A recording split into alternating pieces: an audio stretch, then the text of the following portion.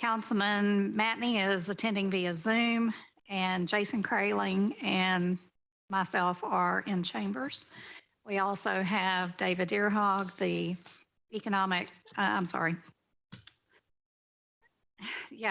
wrong committee. I'm chairing this committee. So JR is in chambers, and also our interim, our interim administrator is in chambers. So first we will start off with public comment. Is there any public comment on the Economic Planning and Development Committee? All right, hearing none. What do I hear on reading and approval of the minutes from July the 5th? Move for approval as presented. Do I hear a second? Second. All right. Hearing none, all in favor say aye. Aye. Aye. None opposed. Motion carries. Now we have reports of communications from the officers.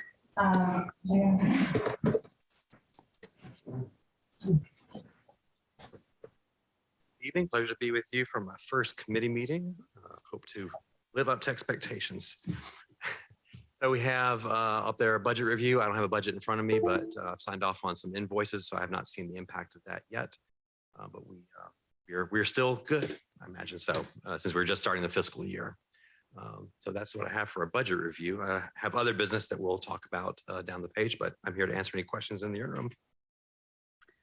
I don't have any questions. Good. Mr. Kraling? Mr. Matney? No, ma'am. Thank you.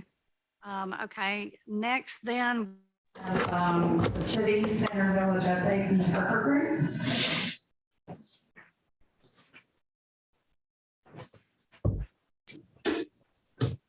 Well, good evening, everybody. I'm Drew Parker with Parker Group, and I'm here tonight with exciting updates for activities within the city of Malden. First, major redevelopment activities at 1 East Butler, which we're calling Maverick Station, are nearly complete. And as of last week, we are 100% leased. The first tenant to open for business will be Sully Steamers, which we expect to occur within the next 30 to 45 days. The other 3 tenants are in the process of submitting their upfit plans to the city for permit approval and are eager to begin their build outs so that they can begin to serve the city of Mauldin and its residents. So far as the city center parcels, or Maverick Yards, as we're calling it, we are now closer than ever to a closing on the property and beginning development activities. We can all agree that this process has been much longer than any of us would have wished or expected. Delays, often out of everyone's control, are a constant presence in projects such as this, which is why we're grateful to be working with a good partner like the city of Malden. In March of 2021, we had our first correspondence with the contractor that would be completing the new Jenkins Street, Jenkins Court. At that time, we were told plans were underway, and I'm sure none of us could have imagined that it would be the end of July 2022 before we saw the plans for the road, but we're here. So far as next steps, as many of you know, we received the plans for the new road on July 25th. We are now busy working with our engineers to confirm the locations of the new road, the location of the new road, and how the boundaries will fall relative to the buildings that we plan to construct on site. In parallel, we're also working with DHEC and environmental engineers to finalize the scope of work that will be completed as part of the environmental cleanup process. Once these 2 items are complete, we will be able to finalize a closing date. These are all items that we had hoped to complete last year, but are now in the final stages. And as a final update, I want to give you an update on the development process that we foresee after closing on the property. There are 2 major phases of work included in Maverick Yards: 42 townhomes on the residential side and a commercial portion focused on food and beverage and creative destination retail. Originally, we'd planned to focus on the commercial component of the project first, followed later with the residential component. Over the past several months, we have searched for ways to bring this project to life in one phase. Tonight, I am excited to publicly share that we have identified a solution to bring both of these phases to market simultaneously. We are working with staff on this and will be on the schedule to share more detail as soon as we possibly can. It has been a long road to get to this point, but we couldn't be more excited to finally be here. The future of Mauldin is looking very bright, and we are excited to continue to play a small part in that success. Thank you all. Thank you, Mr. If you have Parker. any questions, I'm happy to answer. Do you know when Bohemian Bull is looking to open? It is looking like end of this year or early next year. Thank you. Any questions, Mr. Kraling? On the development as far as the housing, what time frame? It's going to be moves here and everybody. What time frame are you looking at? Yeah, so that's going to be built in a single phase versus multiple phases within. So when I talked about the phases earlier, I was talking about phase of residential versus commercial. Within each component, typically there's going to be phases.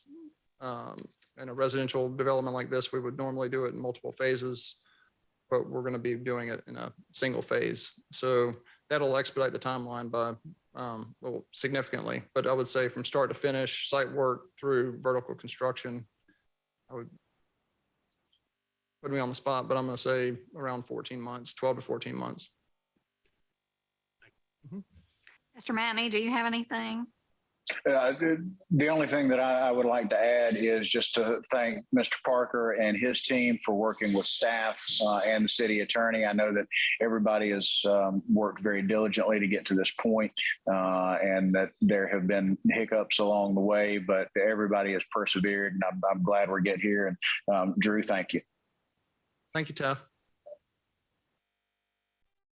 Thank you, Mr. Parker. Appreciate everything you're doing. Thank you. Okay, let's next go to unfinished business, which there is none. The new business is the Maverick Station landscaping. Yes, ma'am. So we had a request put in from East Butler Investments. Drew Parker asked the city to contract with a landscaping service to maintain the foliage around Maverick Station. As you know, that is public property, it's owned by the city. And so the cost that was quoted to us exceeded the amount that we had. That is an unbudgeted request. You'll see in your packet that the contract was $11,400 as proposed. Because it's an unbudgeted item that ranges between $5,000 and $15,000. The procurement policy by the city requires an informal bid on this item. This is called a large purchase order, must be completed with documentation of attempts to obtain at least 3 informal bids. So additionally, assigning landscaping services to a private company for the maintenance of public property is a departure from the practice that the City of Malden Public Works has for maintaining all public property. So because of this potential new practice, staff is seeking guidance from City Council on its willingness to engage in this type of contract. So this is the business that we've brought for consideration. Thank you, Mr. Charles.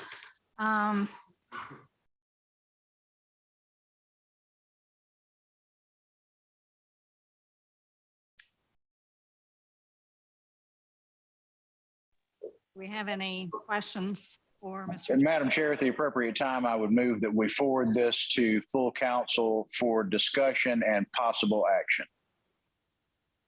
Do I hear a second? I'll second that. All right. Any discussion? Yes, Madam Chair.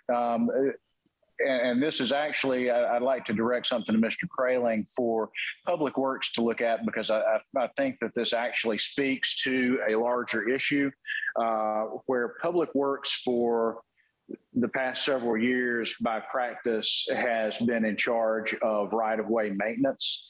And, you know, we're at a point where there's a lot of maintenance that needs to be done, but there are a lot of other public works projects that need to be handled across the city. And I'm wondering if, and this would be for Mr. Kraling and Public Works Committee request that they discuss, is have we gotten to the point where we should really return the maintenance of those right-of-way areas back over to the property owners, so that they can take care of their own properties and Public Works teams can focus on the city properties. We have a number of requirements that have to be met for landscaping and maintenance, and the way that things have to be presented. And I think that we have property owners who are perfectly capable of doing that without the city's involvement. So I would like to ask Mr. Kraling and his committee to look at that in the very near future. As far as this piece goes, I think that it would be good for all of council to be able to weigh in on it, because it is a departure from current city practice. And having a public land or having a private landscaper maintain what is public property. The Parker Group owns the Maverick station, but the city has the landscape area around it. So that piece is city property, and I think the city council as a whole needs to weigh in on it. Thank you, Mr. Matney. Mr. Kraling, anything? I concur with what Mr. Matney had mentioned about discussing this. We have discussed this in the past, and I need to bring this up again to look at what scope we do and don't have, or do we have today. If we want to change that, change some of the policies that we have had, individual business owners actually approach us saying they would prefer to maintain some of those areas. So in the past, we've discussed different ways of doing that. So maybe we have to come, we will probably need to discuss that further. Thank you, Mr. Kraling. Okay. So we have a motion to move to council for discussion. Do I hear a second? Second. Did you second previously? Sorry. Pardon? We did that previously. I'm sorry. Okay, we had our discussion. Okay, all in favor say aye. Aye. Aye. All right, there's none opposed, so the motion carries. Next on the agenda is certification of distressed textile mill site tax credits. Before you is to consider the certification of distressed tax mill site tax credits for BBMA Mauldin. This is Pat and Jennifer Britt. They seek to redevelop property at 255 Service Bay Road for a 12,000 square foot daycare center for new construction. This is develop a lot, location of the lot, and a daycare center is going to be across the railroad right away from the former Her Majesty Textile Manufacturing Facility. In your packet, you'll see the Appalachian Council of Government has indicated that the Her Majesty tax parcels are located in a distressed area. And due to the BBMA tract being contiguous, it also qualifies as an abandoned textile mill site under the South Carolina Textile Communities Revitalization Act, which is found in section 12-65-20, subsection 4B. The entire width of Her Majesty is just over 417 feet. So all of the BBMA site would be within 1,000 feet of the textile mill uses. BBMA Mauldin can elect to take one of the following tax credits. One, a tax credit against the real property taxes of the local taxing entities, or a credit against the income tax imposed pursuant to Chapter 6 and 11, or corporate licensing fees of Chapter 20, or the insurance premium tax imposed by Chapter 7, Title 38. BBMA Mauldin has indicated that it wishes to claim the real property tax credit.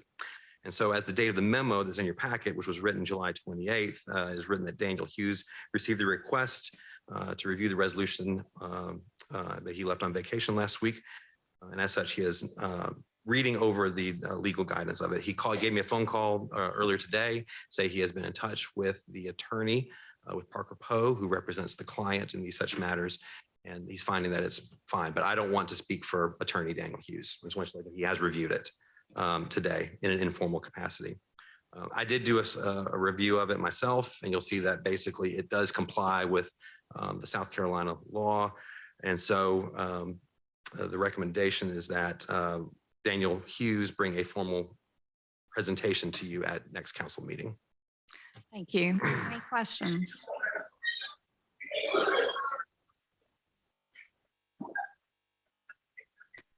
Okay. Hearing none. Madam Chair. Oh, I'm Madam sorry. Chair, I move that we forward this to full council with recommendation of approval pending formal review and opinion by the city attorney. Thank you. Do I hear a second? Second. Okay, any discussion? All right, hearing none, all in favor say aye. Aye. Aye. Okay, none opposed, motion carries. Okay, that's all we have in new business. Do we have any public comments?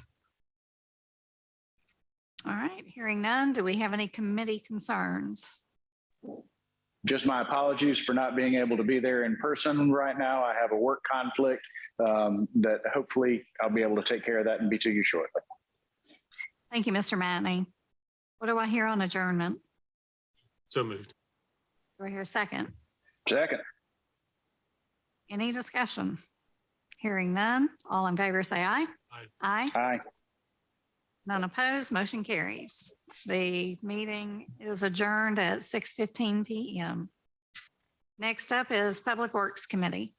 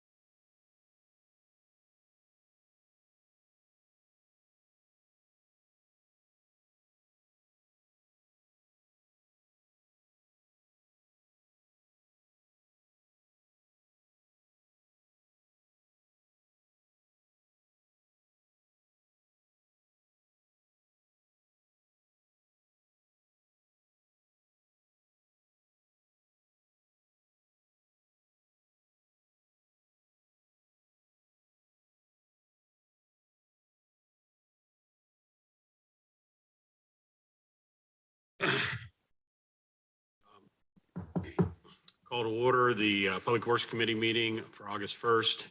It is 6:20 PM. I have with me Ms. Carol King, Mr. Michael Reynolds, as well as Mr. Fleeman and our interim city administrator. So you get to start here with any public comment.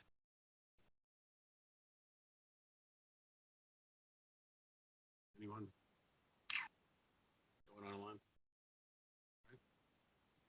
All right, what I hear on the reading and approval of minutes from July 5th? Motion to approve as submitted. Have a motion? Mr. Chairman, I was not present at that meeting, so I'll abstain from voting. That I second. All those in favor, or any discussion? All those in favor say aye. Aye. Aye. Those opposed? Yeah, you can't. I'd like to, Mike, My apologies. you'd like to strike that, I assume? I'd strike that.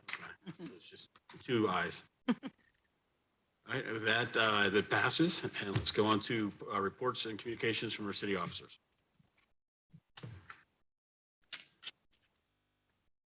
Thank you, Mr. Kraling. At this point in the fiscal year, we should have approximately 93% of our budget remaining. Sewer, streets, sanitation, fleet, parks, administration, we're all 96 and 98%, so we're doing good. Subsequent to the last time we met, it's good to see you again. It's been a while. We have gone ahead and the relining work at Bridgeway Station has been completed.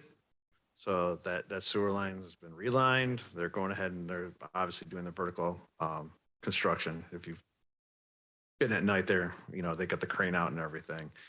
As far as the Basin 5 sewer rehab work, all the point repairs by the digging contractor were completed last week. They're off this week, and then the lining of the sewer mains in Basin 5 are going to commence probably the week after. Road paving, the road paving is going to start at the end of next week. Last year we were lucky in that we had so many roads, they put us first. We're kind of more towards the tail end, but we should have everything finished by December. Let's see, we finished the Beach and Friday events, and we're getting ready for the barbecue event. So that should be good. We have the 3rd sidearm trash truck on the road. So we are down 2 more temps. The fourth truck should be here either next week or the week after. So that would be a great thing.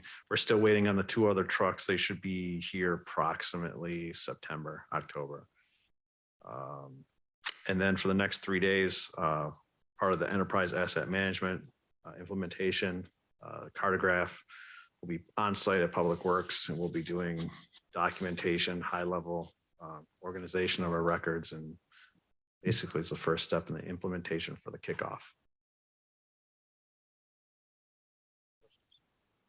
Mr. Flayman, how long do you expect that process to last? The management software? Sir.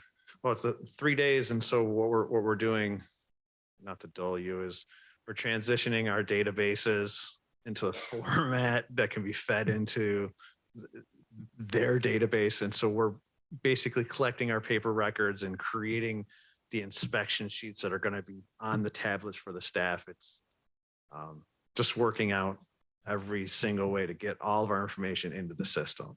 So I would say we've done a great deal already. We've already gotten like the trash can information, the sewer manhole records, catch basin inspections. And then our old database for our fleet management has already been brought over. So I'd probably say 60 to 90 days.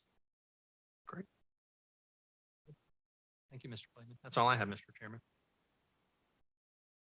A few questions. One, I know with the sidearm trucks, Mhm. will be finished up by October with which we purchased. Is that going to replace our entire fleet? Yes. I was thinking. We're be selling our old, I assume, correct? Yes. So what we plan to do is when the other two trucks come in, a subset of the trucks, we do have the ones that have been here since the late 90s.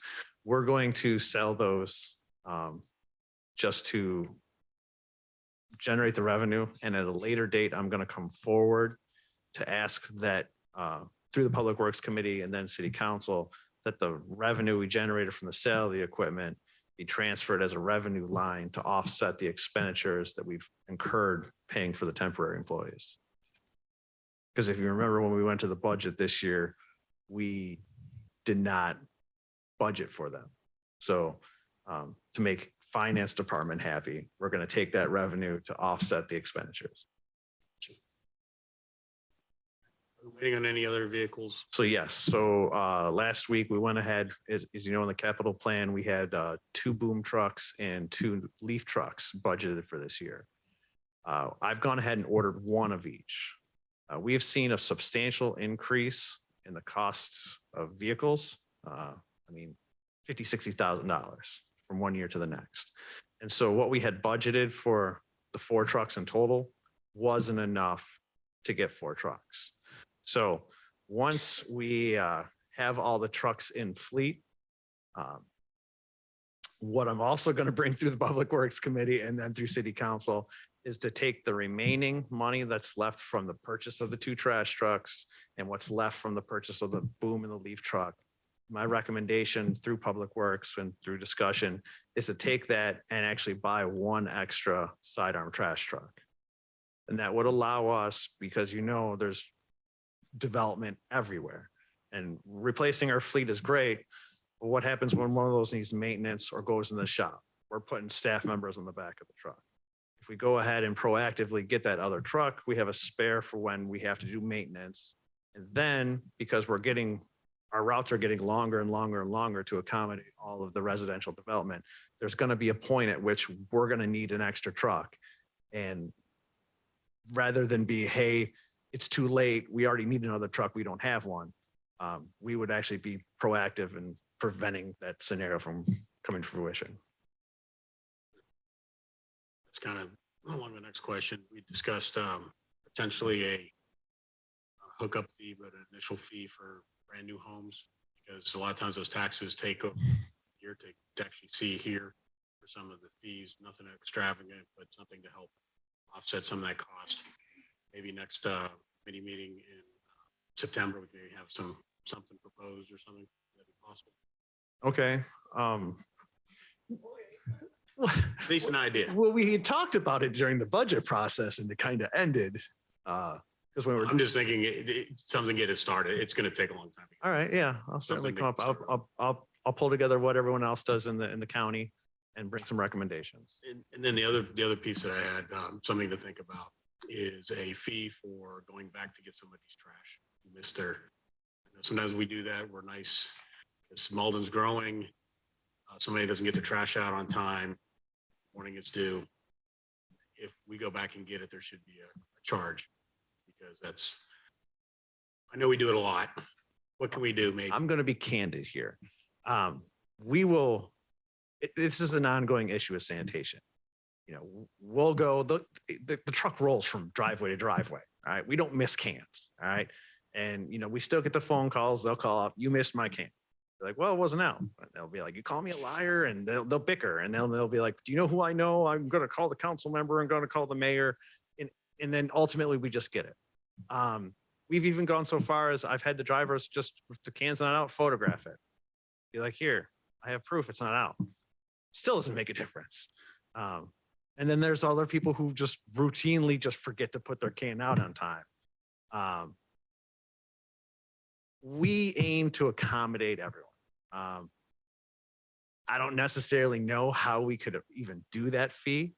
I can certainly put something together and present it to you, but it's going to be very hard to enforce. And I would expect that you're going to get a lot of phone calls, and it's going to be a he said, she said every single time, and even with photographic evidence. Well, you do, as I was gonna say, you do have photographic evidence. And I know some people abuse this. If it was one time, 2 times, but I know some people that abuse you guys. Oh, yeah. I think that's to stop. So, all right, that's all I had to discuss is for that. But all right, anything else? All right. They're going on to the next unfinished business. There is no unfinished business. New business. There is no new business. Public comments.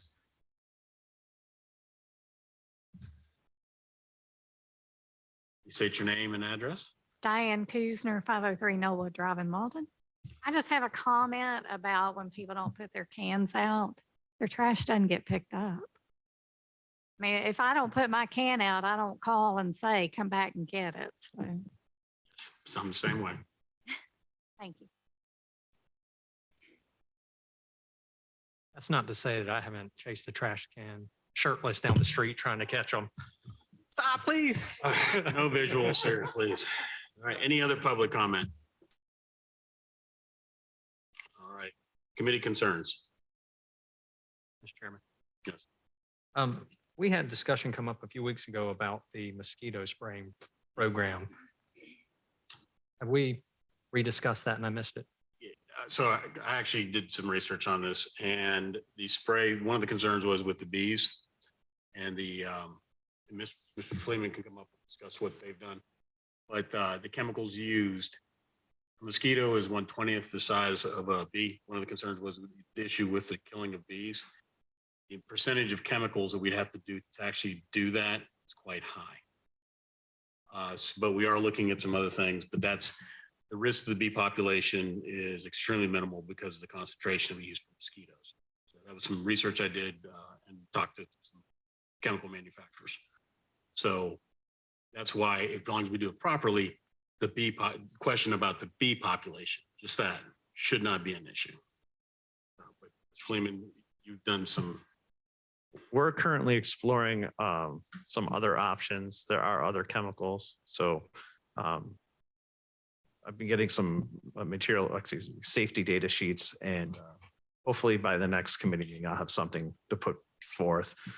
We do have money if we do decide to change chemicals to purchase something that would be perhaps less of a concern to the residents. Okay. And you were going to bring forward the amount for the trucks, personnel, gas, all that to make sure we had an accurate accounting of what actually we spend on it, right?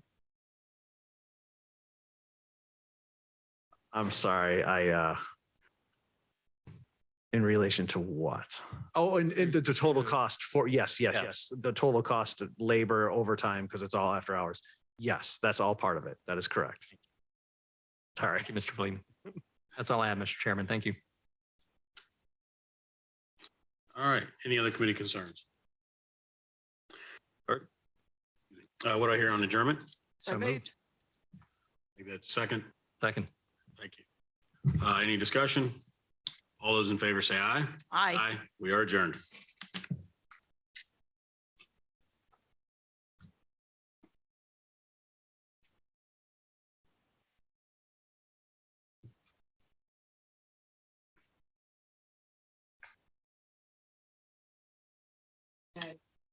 and all good. No, he's on BDS. We need that. And,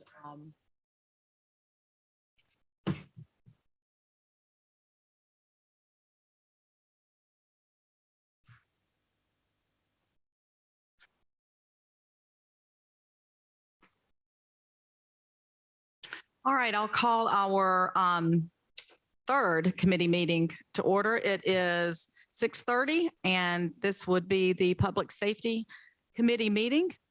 Present, you have myself, both committee members, Mr. Allgood and Mr. Kraling.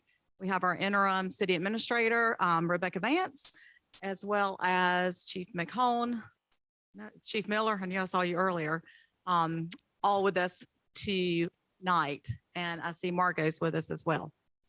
Is Margot still here? Okay, she moved. And Margot must have a friend. Hopefully we'll talk about that later. All right, so we'll move on to public comment. We have 2 public comment sections. So anyone have anything they'd like to comment on at this time for public safety? We have more folks present tonight than we're accustomed to having, so I'm trying to survey the room. Seeing none, you'll have another opportunity later in the agenda. So we'll move on to reading and approval of the minutes from July the 5th. I'd like to move to accept the committee meetings minutes for July the 5th as documented here. Thank you. I have a motion. Do I have a second? Second. Any discussion, corrections, otherwise? Seeing and hearing none, all those in favor of approving the minutes as submitted for our July 5th committee meeting, say aye. Aye. None opposed. Motion carries unanimously. That takes us to the 4th item, which is our reports from our city officers. Chief McCone, you're up first.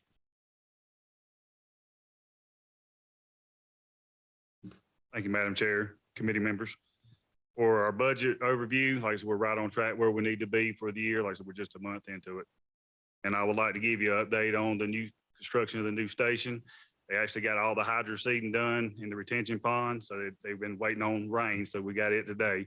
And they're also should be starting with the block this week. So you should be able to start taking shape. Good deal. Rode by there Saturday and looked at the red dirt. All right. Any questions for Chief? I mentioned it to you earlier. I know Mr. Allgood is thankful as I think he still has a band member in his household. That the new tower truck went out last week for the band camp. And if y'all missed it on the news, the new tower truck went out and they sprayed the band members as they were standing in 100+ feel like temps on that asphalt out at the high school parking lot. So that was pretty cool. Got to They would some do it good every training, year, too. but it's still a new truck. So that was really neat. They got to do some good training with Right. it too. And So then they went training afterwards to another facility. Yep. So good job. Thank you. thank you. Despite my son being a lifeguard, he doesn't like getting wet. So he left before that. But my daughter did participate. That's great. So do we have anything judicial wise? Chief, you gonna take care of that? Oh, well, come on up. Okay. Chief Miller. Ms. King, Mr. Curling, Mr. Allgood, good to see y'all tonight. We're tracking good. We're under budget on the budget so far for the year. Also, the Youth Academy was fantastic. Everybody that came out, we appreciate it. Now we're going to be starting the 7th session of the Mauldin Citizens Police Academy. That'll be starting in September for 8 weeks. They'll be meeting on Mondays and they'll be just going through the different aspects of law enforcement. National Night Out is tomorrow night. So come on down to the Cultural Center, get your faces painted, jump in the bounce houses. Who's in the dunk tank? Let me see. That mustn't be not you. Oh, no. Yeah, I don't have swimming trunks. So I won't. Anyway, okay, never mind. So Officer Shevchek's been asked to come tonight to give updates on Margot and where they're standing and what else she's been doing with her. Before she comes up, I just want to real quick touch on the Police Youth Academy. I'm sure we'll have some pictures to come out maybe in our next newsletter since it was just, was that just last Friday? Friday before, last Friday. There were 8 graduates. It was a smaller class than we normally have, but it's bouncing back after we had to take some time off during COVID. But I was able to come over and see the graduates and see how they progressed over the 2 weeks, and some proud parents. So you know how much I love the program, and there's some special moments during that whole presentation and graduation. So it was a great event. Now, there was one that was forced to be here, and he was hard when he started, but by the end of it, he was loving it. He enjoyed the whole 2 weeks. So Yes. It made a difference in his life. Hopefully we'll see him again next year. I'm hoping. He didn't quite answer that question when you asked him. He was like, Yeah. it's a maybe. Right. Thank you. So, Officer Septic.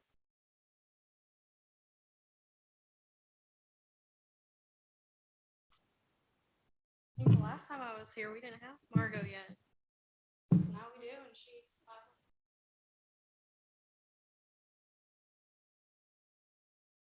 I was asked to give an update on Margot, and we received her on April 28th of this year. She's good. So far right now I'm looking at 50% usages per shift with all the calls I go to with her. This past weekend, actually, it bounced up to 75% of the calls I can find one way, shape, or form to use her. That's everything from community outreach and public relations and calls for service, even business crime prevention. I found that I can use her for. A lot of them are also combined. So, employee wellness. We had a major call come out on Saturday, and the daughter that we were dealing with, she was very distraught. So I used her for the therapy work there. And then when I took over instant command of that situation, I brought her out for the firefighters to play with while they're on scene. So she's doing good with that. So far, we are South Carolina LEAP certified, which stands for the Law Enforcement Assistant Program. So if anything happens, such as when the deputy passed away in Spartanburg, I am able to actually take her up there and use her for peer support as far as that goes. She has passed her beginner class and intermediate class. We are going to continue with her intermediate class until we go down to her main certification in Florida. That's where we'll get the national registration for therapy dogs and law enforcement. And then when we get back, we're going to start our advanced training in October. And that's going to be off-leash training and then getting her used to everything that our utility dogs are used to, like gunfire and all that. Because I have found that since I am using her so much on calls for service, we just don't know what's going to happen. I've used her for several domestic violence calls, and we all see how those turn out. So she needs to be used to all of that. As far as her funding, so this is what we ended up coming up with. Her food is 100% paid for the rest of her life through Hollywood Feed, which is off of Woodruff Road. The vet we're using is Roper Mountain Animal Hospital, and she's covering 100% cost for everything. If she has anything medically wrong, even if it requires surgery, she'll do it for free. Her groomer is going to be at Paws and Claws, and there's 2 locations. The one that she's going to be going to is off of Augusta Road. And then her training has been provided through Astro Kennels with Sandy Bain, which is their main trainer. And she's the one that's really been helping me with her and getting her prepared. As far as the equipment for the vehicle, I know there's been some discussion with that. It's being provided by the Never Forget 9/11 Foundation. So what she essentially, her 501c3 foundation does is that she goes out and she raises money for K9 equipment. And then from that money, she provides it to the police department, or she'll buy the equipment herself. She's going to go ahead and purchase the equipment herself. So we have provided her with the budget or what we have going on and what the police department picked for the vehicle. She actually contacted and reached out to these companies, and they're going to actually give her a better deal than what we were originally going to get. So we're very close to getting that taken care of. She was out. She did have major surgery. So she's been out, and she's going to be out for another month. So there's lots of events that she had planned that she's not going to be able to. But because she's not able to physically go in person, she's actually done a lot of things through the internet. And she's working hard for us to get this program going and to make sure that Margot has a car. And ever since we started this program here at Mauldin, North Charleston and myself have been contacted by 6 departments in the state to help them start the program with Leslie's Golden Doodles alone. So just with that breeder alone, there's been 6 departments in the state that have reached out to us for their help, for our help to get them started. And there has been 1 department out of state in Illinois that actually just recently did the same thing. But now we're even going out of state. And I'm hoping when we go down to Florida, we can continue that. And then some of the programs and ideas that are going to be implemented are Margot Mondays, which is a reading program that I'm going to be doing with kindergarten through 5th grade. And it probably won't be every Monday, but it'll be most Mondays where I go into the schools and they'll read to her in front of their peers to get comfortable with that. And then something that I had thought about to do in Austin's memory, the way that he passed away, is Motorcycle Awareness Week of the week that he passed. So use that whole week up until the day and then do a little memorial service for Austin every year. So that's where we're at. Any questions? Excuse me, any questions? You're doing a fantastic job. You know, I'm a fan. It's been fun watching Margot grow over the last few months. I guess it was just a few days ago. I have to admit, I was scrolling through Facebook and I have an acquaintance that I follow a page for.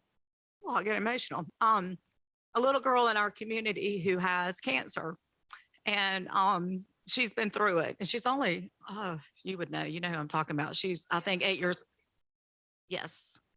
And as I'm scrolling, I see that her visitor for the day were y'all, and she was loving on Margot. So that was just made my heart happy that she put a smile on Ellie Bean's face that night. Yeah, so to give an update on that, that's part of my community outreach I want to do. She was part of the inspiration to this program. Therapy Dogs is what helped her get through her start of chemo and all that stuff for cancer. She recently had a major surgery that put her in a wheelchair. And so I just by chance just came to my mind. I'm like, I need to go out there now that Margot's intermediate class training. She's better suited now to go out and about. And I made a stop and it just made her day. So and as a side note, as I was reading through it, I could tell that they had not requested that you come out, that it was one of those impromptu visits that they were not expecting. Correct. Yes, So, and yeah, and she's in a wheelchair trying to recover from her last surgery. So yeah, she had a big old smile on her face though. Yes, she did. She loved it. Yeah, Yes. that's awesome. All right, thanks. Thank you.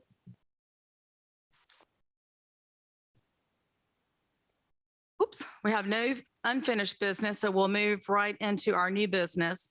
The first item on the agenda is Clemson University Mutual Aid Agreement, which is an agreement that we approve on an annual basis. So Chief Miller, I'll let you refresh our memories on that. We've been doing this for about 15 years, assisting Clemson University and other agencies working the football games for Clemson Tigers.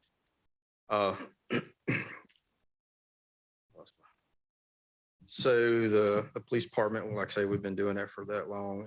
It's a long-lasting relationship between Clemson, us, and multiple other agencies. And our recommendation is that we accept the contract with Clemson University.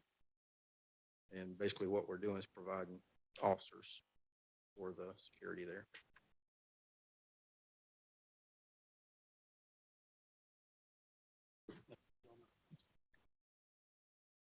And I'd like to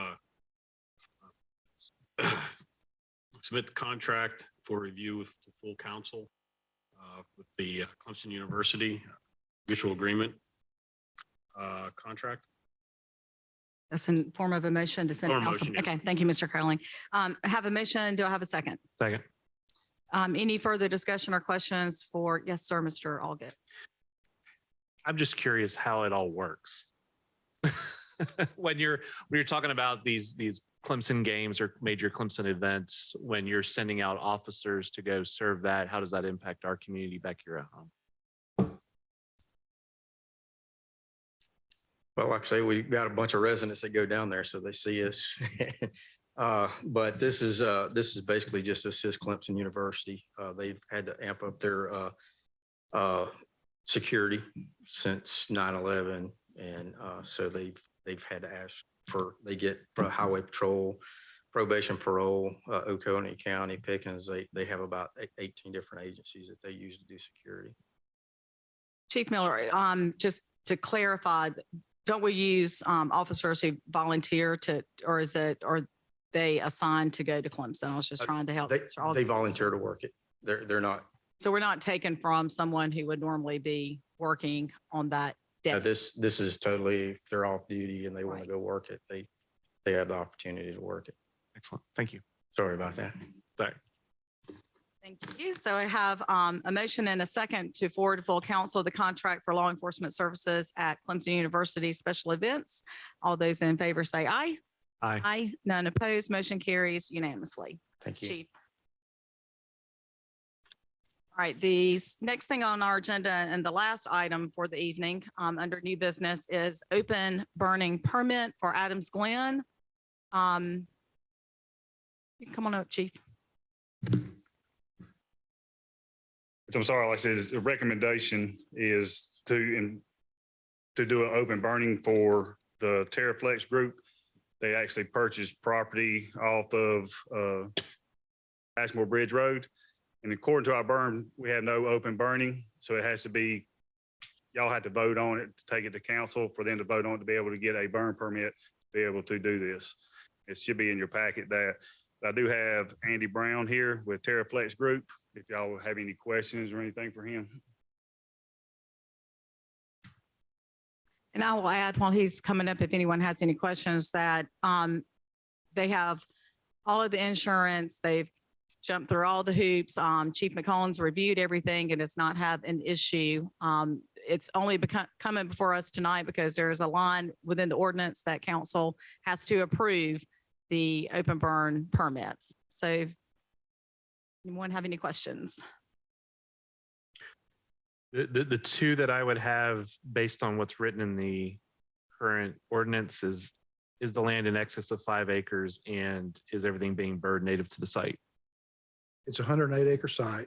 D.R. Horton is developing a 273 lot subdivision. So yes, it is cleared about 85 acres of the 108.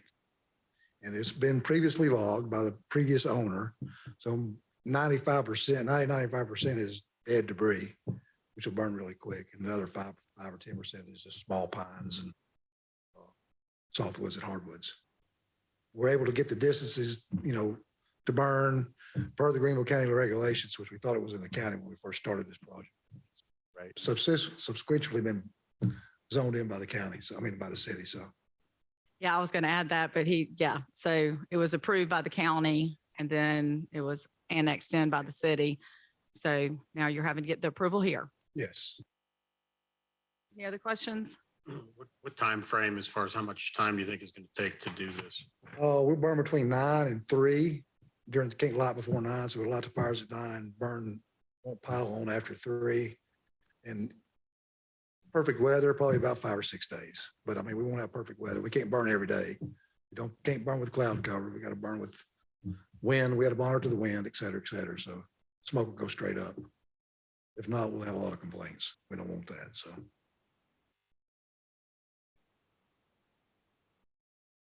All right. So what's committee's pleasure on the burn-in permit for Adams Glen? Ms. King, I will make a motion to forward the open burning permit for Adams Glen to full council. Thank you, Mr. Allgood. Do I have a second? Second. Any other discussion or questions? Hearing none, all those in favor of forwarding the open burning permit for Adams Glen to full council, say aye. Aye. Aye. None opposed. Motion carries.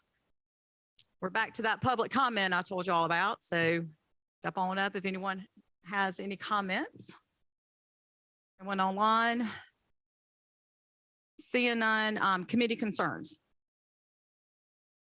I don't have a concern, but I did have the opportunity to meet with Judge Martin prior to her last day, which was on Friday. Wished her well, thanked her for her service. So just want to publicly thank her for her service again.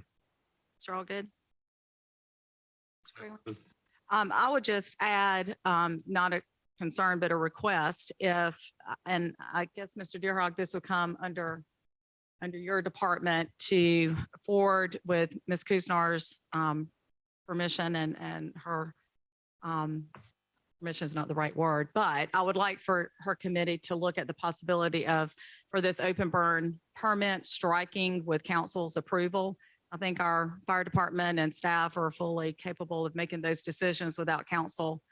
This is probably an old ordinance on the books and it's just never been updated to strike that wording. So if Ms. Kuznar's committee could take a look at that, and if it's their wishes to forward it to council, then we can address that at that time. Thank you. If there are no other concerns, what do we have on adjournment? So moved. Second.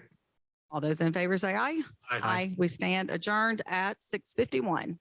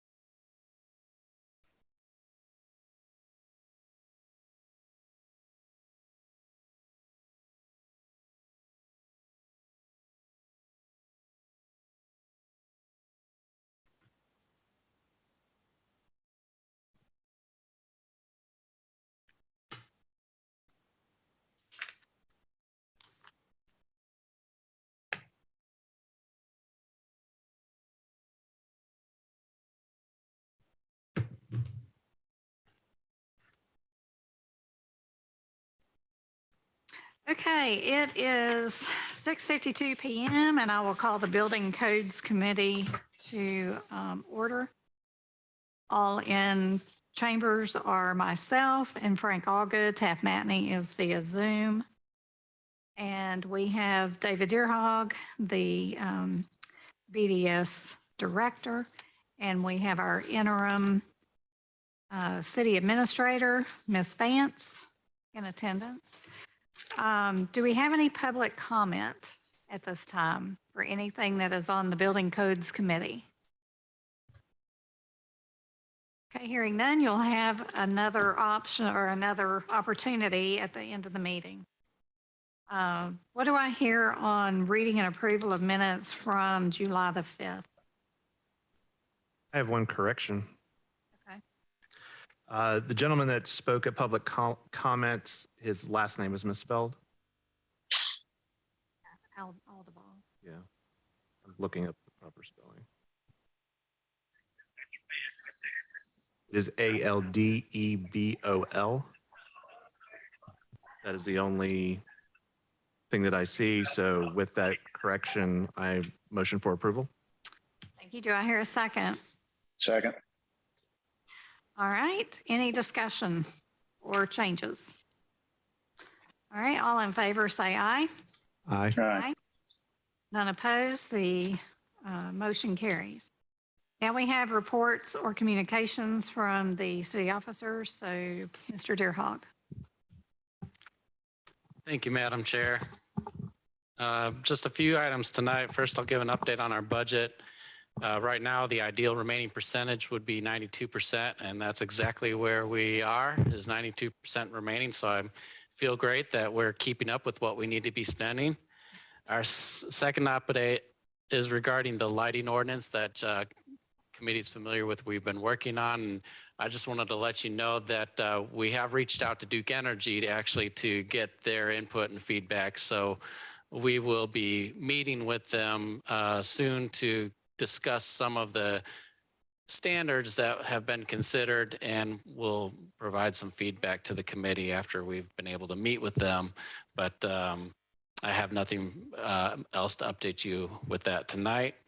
The last item for the report is that we are taking applications right now for citizens who are interested in applying for membership on the Board of Zoning Appeals and the Planning Commissions. We do have openings on both. And more so right now, we really need applicants for the Board of Zoning Appeals. We have a handful of open seats on that board. That is the report that I have for you tonight. Have you gotten any more applications? None for the Board of Zoning Appeals. We have one so far for the Planning Commission, and I have been told we'll be getting at least one more for that. Okay, great. Thank you. We'll keep working on the Board of Appeals. Okay, we do not have any unfinished business. Our new business is the first one is an ordinance to rezone property consisting of approximately 23 acres located at North Main Street and providing an effective date. Mr. Deerhawk. All right, thank you, Madam Chair. Just as you indicated, this is rezoning 23 acres. It's currently zoned I-1, which is an industrial district. They've requested to rezone it to RM, a multifamily residential district. You might recognize this as the tract of land that's largely wooded right now on the other side of the railroad tracks, kind of between Kellett's Corner and the Sauer manufacturing plant. This has gone through a few meetings so far, including the neighborhood meeting that was held early on in June. At that meeting, some of the attendees had expressed some questions and concerns covering topics including traffic, tree preservation, stormwater runoff, landscape buffering and screening, the townhome sizes, and price points. Your package should have a summary report provided by the applicant where they discuss those questions. There was a public hearing for this item held just last week on July 26th. There was one non-resident citizen who spoke at the public hearing. He's with Upstate Greenways and Trails Alliance, and he spoke in support of the project, highlighting that the proposed development and establishment of a trail easement along this property will help in the expansion of the Swamp Rabbit Trail from CU ICAR to Mauldin. Let me give you a brief summary of the project that's being proposed here. It's being presented or proposed by a company called Parker Group. They are proposing a 99-unit townhome community on approximately 15 acres of this tract. The community would consist of high-end townhomes with projected price points around $320,000 to $340,000. The community would also include a half-acre central community area. Access to the project will be via Green Street at the end of Murray Drive. The developers purchased a nearly 1 acre tract at 9 Green Street, where he plans to demolish the existing home and construct a new street to the property, which will provide access to the proposed development. 99 homes is the most number of homes that they can get on this property, with it only having one single point of access. The developers also indicated he would like to install an attractive buffer between this proposed development and the adjacent Whispering Oaks community next door. And he is considering tree preservation, heavy shrubbery, and/or fencing for that buffer. On the remaining portion of the 23 acre tract, the developer is proposing to dedicate approximately 6.7 acres for a future park constructed by the City of Malden, and an additional 1.5 acres for an entrance road into the future park.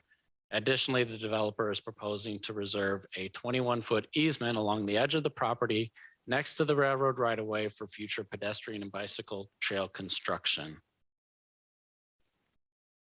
Last week, at the Planning Commission meeting, after they concluded the public hearing, the Planning Commission did vote on this matter and have voted 5-0 to recommend approval of the rezoning. And this is being presented for you tonight to determine if you would like to forward this to the full council. Thank you, Madam Chair.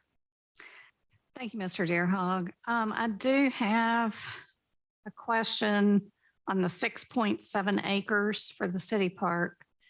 I was wondering if the Parker Group will be clearing the land or allow the city to clear as needed. So the applicant is online, and if you're okay, I would like to allow him to speak and he could address that question. Thank you. Yes, I'm here. Thank you for your time, David, and everyone there. Yes, as he mentioned, we've had some obstacles with this property based on access. We did solve that. Having said all that, we would work with you and we would be willing to let you clear the land for the park as needed, or we would do it ourselves for you. Thank you. So again, about the park, because it's at the back of that property, how would other Mauldin citizens be aware that there is a park there and how to get to it? Yes, ma'am. Good question. We have the entrance off Green Street, and we're going to have a roundabout where you'd take an access left. We were going to put some signage in there for the park as well. You know, I mean, basically the challenge we've had with this property is that it's 23 acres. And, you know, with the one access point, density became, you know, an issue. So we thought it would be nice to do the Swamp Rabbit Trail through there along with a park for the city. Thank you. And so that'll be a 21-foot buffer there next to the track for the trail. Yes, ma'am. Originally we had 15 feet, but as he mentioned, the trail, they would like 21 feet. I think it's 5 feet on each side, and the trail itself is roughly about 10 feet. All right, thank you. Any other questions for Mr. Barrett? I'm sorry, Mr. Wood. Going back on the buffer around the entire property, what is the current setback? Yeah, the current, and that's something we've looked at. You know, this is our initial drawing. We certainly can push the townhomes back some and shrink the park. But I think our setback, we had roughly 20 feet. I'll have to check with our engineer, but you know, having said that, we ultimately did, it is heavily wooded, and you know, Whispering Oaks, I know they had some concerns and like kind of the buffer between the communities. So we ultimately want to save as many trees as we can and keep the buffer as dense as possible. Mr. Allgood, that buffer is probably 25 feet because that's what our minimum requirement would be. Okay. Oh, yeah. That was going to be my statement there. One of the things that when I attended the neighborhood meeting, was there anything that you took away from the meeting that you look to apply into your current plans? Well, I do think that we may push the townhomes back, and maybe we go from, you know, say 25 feet to, you know, 30 to 50 feet. You know, I'd also like to, you know, work with the neighborhood and decide if they would like a fence or just the trees or what kind of buffer they would prefer. We'd be happy to do as they wish for that. One other question regarding the roundabout. You have the current roundabout, which is set back into your development. One of the questions that was brought up during that meeting was, of course, when you cross over the railroad tracks and then you have the neighborhood that exists already, could a roundabout be placed there? Did you ever find out anything from SCDOT or anybody who would make that judgment call? I have not yet.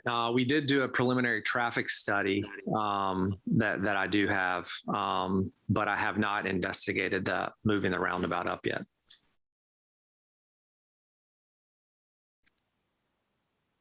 I don't have any other questions at this time. Thank you, Mr. Matney. Do you have any questions?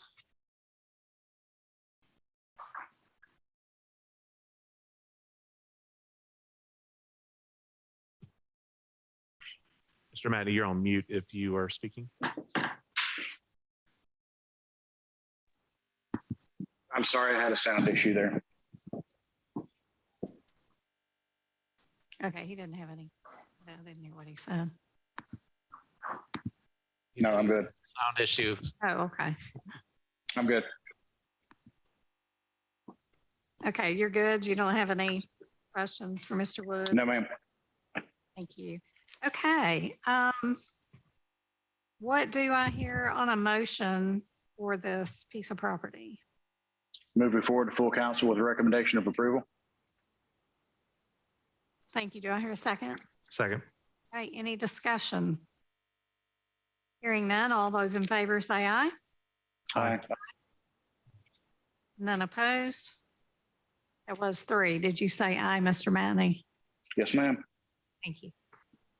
All right, so the next thing that we have is an ordinance to rezone property consisting of approximately 5 acres located at West Butler Road and Laurel Meadows Parkway and providing an effective date. Mr. Deerhog. Thank you, Madam Chair.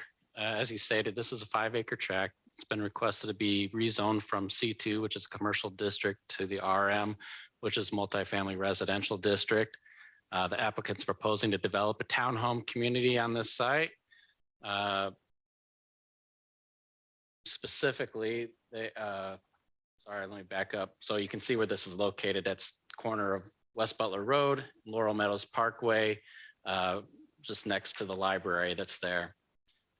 The project they're proposing at this site is a 57 unit townhome community with projected price points starting at $300,000. Right now, the conceptual drawings for the proposed development don't depict any amenities. This was though topic of discussion at the Planning Commission meeting, and I think the applicant took away some encouragement from the Planning Commission to consider some type of amenities that they might be able to provide. It does provide just under 1 acre of open space. The access to this project will be via 2 separate drives along Laurel Meadows Parkway. One drive will line up with Waterbrook Drive, and the other drive will be slightly offset from the second driveway into the Mauldin Library parking lot. The intersection of West Butler Road and Laurel Meadows Parkway is currently signalized, which helps at this intersection. Albeit I'll note that there was some discussion at the Planning Commission meeting stemming from some comments received from members of the public who said there are some challenges with that signal at that intersection, including that there's no left turn signal at that signal. And so sometimes it's hard to make a left-hand turn out of Laurel Meadows Parkway, especially if there's a sizable queue of cars, coming the opposite direction off of Fowler Circle. The developer hasn't provided any information yet about buffering adjacent to the Laurel Meadows community behind it, but the conceptual drawings do depict a stormwater detention pond and open space adjacent to the Laurel Meadows community. There was a neighborhood meeting held back in June, and some of the concerns and questions that they covered at that meeting include traffic, some of the deficiencies at the intersection of West Butler Road and Laurel Meadows Parkway, amenities, open space, tree preservation, stormwater runoff, landscape buffering and screening, the target demographic, price points, building facade materials, and rental homes. And you've been provided a summary of that neighborhood meeting from the applicant. The public hearing held last week included 2 comments from citizens. First gentleman expressed support for rezoning this property from commercial, but he shared some concerns about the proposed development of the site. His concerns included the traffic at the intersection of Laurel Meadows Parkway and West Butler Road, and the lack of a dedicated left turn arrow at the traffic signal for drivers on Laurel Meadows Parkway. Second, that the challenge that Laurel Meadows has of other uninvited communities using their community pool. And third, the displacement of wildlife. There was also a lady who indicated that she does not believe that the property and location is viable for commercial development, which is what it currently is zoned. She did comment that there's a curve along West Butler Road that causes visibility issues at the intersection of Laurel Meadows Parkway and West Butler Road.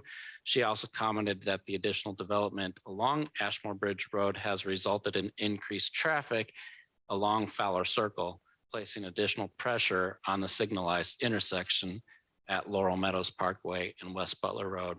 I do want to note that after that meeting, I have reached out to the DOT and asked them to take a look at that signal to see if there's an ability to add a left turn signal for the vehicles on Laurel Meadows Parkway. And so they are currently taking a look at that. The Planning Commission did vote favorably to recommend approval of this rezoning by a vote of 6-0. Note that during their discussion, the Planning Commission expressed concern about the lack of amenities being planned so far and have encouraged the applicant to consider including some amenities in this project. Staff's opinion on this rezoning request is that the rezoning of the back part of this property definitely appears consistent and compatible with the adjacent Laurel Meadows and Laurel Heights communities. The presence of proposed residential uses along the front of West Butler Road does introduce the first and only residential community from this point eastward towards Main Street, except for there is a main office for the Ashmore Bridge Estates Apartments that fronts on West Butler Road along that section. Should also be noted that at Plant Street and Holly Ridge Court, which is just a quarter mile west of this site, there is the Glen Eagle apartment community and the Holly Ridge subdivision that do both front along West Butler Road. Plus, we heard at the public hearing that the members of the community really don't support commercial development along that property, including along the front. And that concludes the report that I have for you on this item tonight. Thank you, Mr. Deerhog. Any questions for Mr. Deerhog?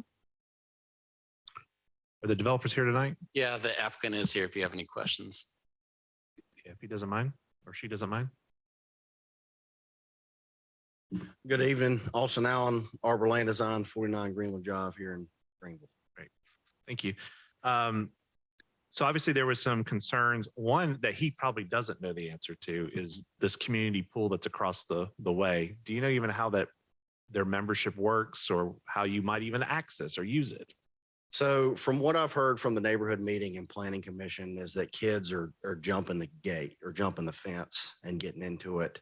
That question was brought up at planning commission.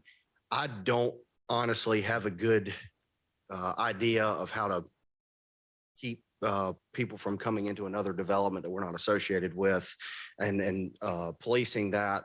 The way I responded to that in the meeting is, we can kind of do everything that we can to make sure that traffic is safe. We can do right turn lanes, we can do left turn lanes, but it takes, one 16-year-old kid driving fast home after work to do something he's not supposed to do. So it's kind of hard to do that. We can plan for those things, but it's kind of hard to police it. And right now we don't have a good idea on how to plan for it. So. Okay. The setback, what is your current plan for the setback? We're showing a 25-foot building setback along the external property line.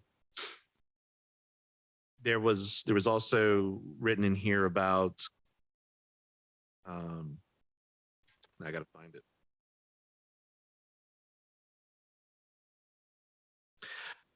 Talking about the open space and green area, saying you plan to only disturb when it is necessary. Take me through your process there, because I imagine you're going to clear cut, correct? So where the open space is along West Butler Road, that's going to be clear cut. That's tight in there. I'm going to need that for grading.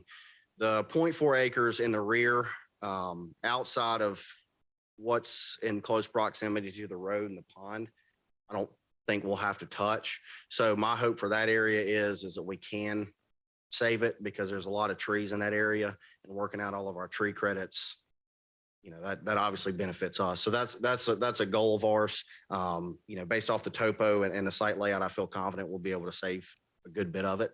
But that's our plan.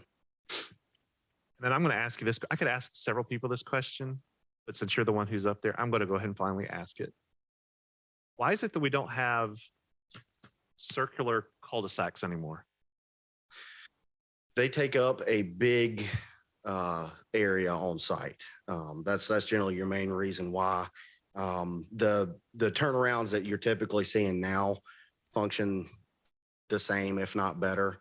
I think what we're hearing from a couple different fire chiefs in the southern part of the county is they're wanting bigger than what the county currently asked for the diameter of those cul-de-sacs. So I'm thinking that those may not be big enough, but we've seen these have functioned well and everybody seems to receive them well. So. Thank you. That's all the questions I have. Mr. Matney, do you have anything? Madam Chair, I think Mr. Allgood did a fantastic job and asked anything that I was thinking. Thank you. So you're not considering an amenity of a pool for the site? Right now, based off of the dollars, we're assuming that we're going to need the density we're showing. However, we have not selected a builder yet, so that could be something that come up in further discussion. And as that being one of the two big things, I consider that and the traffic light of something that we can try to push on this one. That seems to be a big item we're getting feedback on. So when we get further along the process, I'll do my part to push, because I agree the other ones do have the amenities. It makes sense, but it'll have to work out with the builder and developer once we get to that point. Right. Okay. Thank you. Yes, ma'am. I think that's all the questions we have. What do I hear on a motion for this?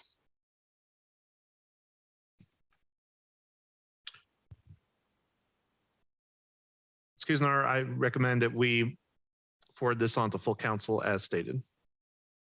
Do I hear a second? Second. Any discussion? Well, I'll have some discussion, so I'm going to go ahead and start. I'm really conflicted on this. I know that the property's been for sale on C2 for quite some time with no interest. And that there is interest in the multifamily residential of the townhomes. What conflicts me is we are starting to gobble up a lot of our C2 land for homes, which then doesn't allow for businesses to come in, retail, restaurants. I know that the residents who spoke at the Laurel, from the Laurel Meadows community, are in favor of seeing this rather than, say, a restaurant or retail where there would be high traffic, and then plus trying to maneuver on West Butler. You know, if it were a right in, right out only kind of thing, maybe it would work. I don't know, but it just kind of gives me pause. But I know that it's probably the best thing for that property, saying what I said. Any other discussion? One thing I might add is you make a very good point. And would it be possible to pull, I know I asked you for another study before, but to ask for another one about our C2 property and how it has, what properties have changed over to residential over the last several years, and do we have a dwindling amount of inventory or not? I don't know what the study would reveal, but that might be worth taking a look at. Yeah, we can look at that. One other bit of discussion I would like to say is a lot of these properties that are coming in and they're clear cutting trees and saving as many as they can, which we never know how many that is. Mauldin is actually a tree sanctuary. I don't know if a lot of people know that. But if they don't have trees, how many of our birds are we going to actually have? So that and the wildlife, they're just being pushed out because they don't have to go anymore. So that said, anything you have, Mr. Matney? No, ma'am, other than if you have a need for wildlife, you can come by and see the deer that are eating my bushes. Well, I can tell you the deer are eating my plants too, but we also feed them corn to get them to stay out of our property. Anyway, okay. So all in favor of sending this to full council, say aye. Aye. Aye. All right, there's none opposed, so the motion carries. Next, we have an ordinance to provide for the annexation of property owned by W. Earl Jones and Nancy L. Jones and located at 30 Tanner Road by 100% petition method, and to establish a zoning classification of PD plan development for said property. Mr. Deerhawk. Thank you, Madam Chair. And I'm going to go ahead and give a report for both this item and the following item together because they go together. So you have actually three properties here. One is, or two, I should say, are owned by Mr. and Mrs. Jones. And then the third is by Mr. Farmer and Miss Escu. And these are located at the corner of Verdon Road and Tanner Road. They have an address of 30 Tanner Road and 50 Tanner Road. Together, they're about 20 acres of property. The applicant's requesting to annex these properties into the city and for the city to consider approval of a planned development on these properties. Flournoy Development Group is planning to do a project as follows, and they are here tonight too, so they certainly are able to answer questions and probably give you a better description than I am. But pull up the diagram here. Here we go. Their project is proposed to consist of the following: 4-story apartment buildings consisting up to 365 apartment units, 2- and 3-story townhomes consisting of up to 100 townhome units, 2-story carriage homes consisting of up to 8 units, ground floor workspace units that could be up to 14 units. And these units would be connected to the residential units that are above the workspace, thereby creating a live-work environment, and as well as other accessory garages and amenities. In total, the proposal includes up to 473 residential units, approximately 16,000 square feet of workspace, 548 parking spaces, a 12,000 square foot clubhouse, and 950 square foot maintenance and dog wash space. All the workspaces and residential units, including apartments, townhomes, carriage homes, will be for rent only. The entire project will be owned and managed as one property. I gave a little description already of the live-work units, but they will consist of a ground floor workspace connected to an upper floor apartment unit. Workspaces are intended to be used for small office spaces or small-scale neighborhood retail uses. The target market for these workspaces will be entrepreneurs, small businesses, and professionals. The size of each workspace will generally range between 700 and 1,200 square feet. They have in their statement of intent the examples of appropriate businesses that might occupy those, as well as sample businesses that would not be allowed. They did indicate in their statement of intent that it is the intent of the applicant that if the market does not demonstrate a demand for these workspaces, that the owner may convert the workspaces into apartment units. I described the number of apartments already that are being proposed.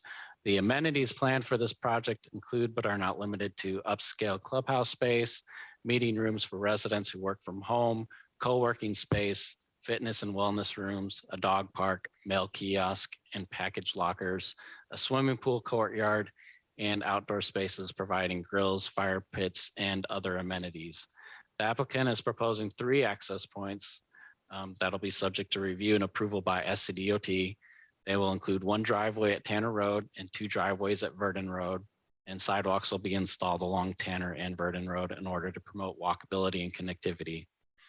In total, there will be 766 places to park at this development project, and this is in line with the city's requirements for the types of uses being proposed on this project. The applicant has performed a traffic impact study for this project. The study was actually done by Alan J. Reed with Impact Designs. The study was based on a slightly lower number of units than the number that's being presented here tonight, but that really shouldn't have any material difference. They based their study on 471 units and we are talking about 473. So again, not much of a material change there.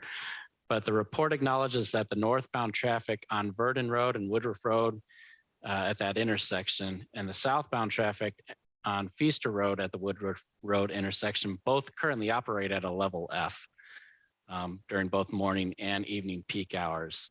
The conditions at this signalized intersection are expected to worsen with this project, but this traffic study recommends that the traffic signal, a couple of improvements that would help mitigate that. And this includes that the traffic signal be adjusted to allow longer green lights for Verdon Road and Feaster Road. And also the study has a recommendation for the intersection of East Butler Road, Verdon Road, and Holland Road. At that intersection, they're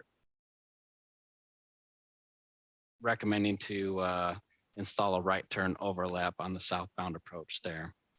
But I will note that even with the addition of the proposed development project and the conditions that are the recommendations included by the study, the traffic's expected to continue to worsen at these intersections, especially the Woodruff Road and Verdon Road and Feaster Road intersection, albeit what they're proposing to do will definitely soften the blunt of the traffic that would be added by this proposed development. All the utilities are available, including water and sewer, and they've provided letters of capacity and availability from all the various utility providers. Metro Connects has a sewer line at Verdon Road that the developer is considering tying into. There was a neighborhood meeting that was held on this project in July, and seems that most of the attendees at that meeting were from the towns of Woodruff Crossing, which is a town home community off of Tanner Road. It's just outside the city limits of Mauldin. It's next door to this project. And at that meeting, some of the questions and concerns talked about included traffic, amenities, tree preservation, stormwater runoff, landscape buffering and screening, light pollution, trespassing, property values, and the capacity of the infrastructure. And you've been provided the applicant summary of that neighborhood meeting. This has not gone into the Planning Commission in accordance with the city's annexation procedures, but the applicant actually has a very strong interest in knowing what the Planning Commission's feedback would be for this project and if they would support it and provide a recommendation for it. And so part of the request that they would like to present tonight too is to ask the council committee to consider referring it to the Planning Commission so that they can get their recommendation. And the big reason for this is because once the annexation and rezoning is completed, they have more skin that they need to put in the game at that point. And so it would really benefit them to know where the Planning Commission stands, because with it being a PD, after it's the PD is approved, their plans will have to go to the Planning Commission for final development approval, and they would like to not have any surprises as much as possible at that point. I provided some other feedback for you in the staff report, and I'm not going to read through all of that, but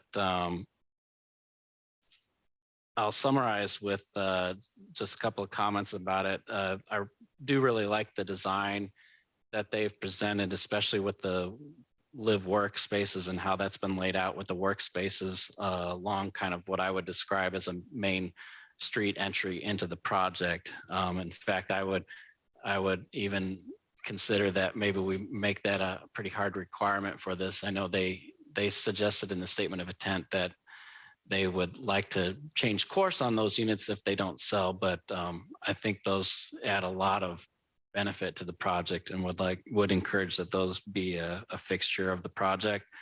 But the presence of potentially having neighborhood retail and office together with some angled parking that lines that first main driveway could really provide a Main Street feel. It's nice that they've put a lot of the parking behind the buildings, especially you'll notice along Tanner Road that all of the parking along Tanner Road is placed behind buildings. I think for the council, what the questions you want to consider is, this is shown in the comprehensive plan as an employment center. That's how it's designated. We've seen though, especially when you look at like the Brookfield office park there right next to this, that there's a lot of vacancies popping up there. And so question might be, does the trend of rising vacancies in office parks and similar employment centers justify the divergence from the designation and vision of an employment center at this site in the comprehensive plan? And then the other question you might consider is, will the existing traffic issues on Verdon Road be detrimental to the safety of motorists and pedestrians and to the overall success and desirability of this development project? But that concludes the report that we've prepared for you tonight. The applicant is here, may have some additional things they wish to share, and certainly be able to ask them any questions that you might have. Thank you. I would like for them to come up.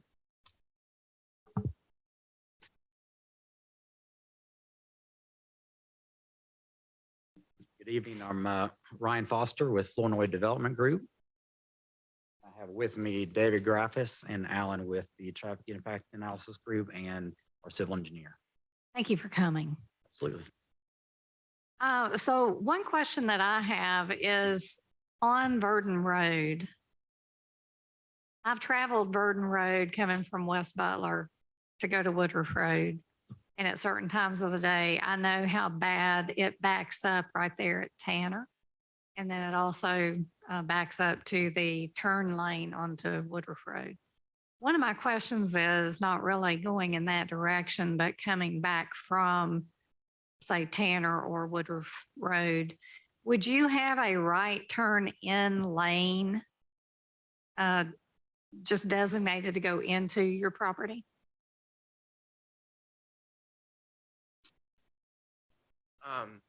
So we evaluated, you're talking about that first access on Verdon? First and second, maybe? We evaluated them against SCDOT's warrants for turn lanes, and they did not warrant them. So it would just be a voluntary improvement, not required by capacity. Yeah. Okay, great. Thank you. Any questions? Just so I'm clear, you talking about the, just so I know, the northernmost entrance into the property on Verdon Road? Is that one you're talking about? Yes. It's right there. Okay. Just to make sure.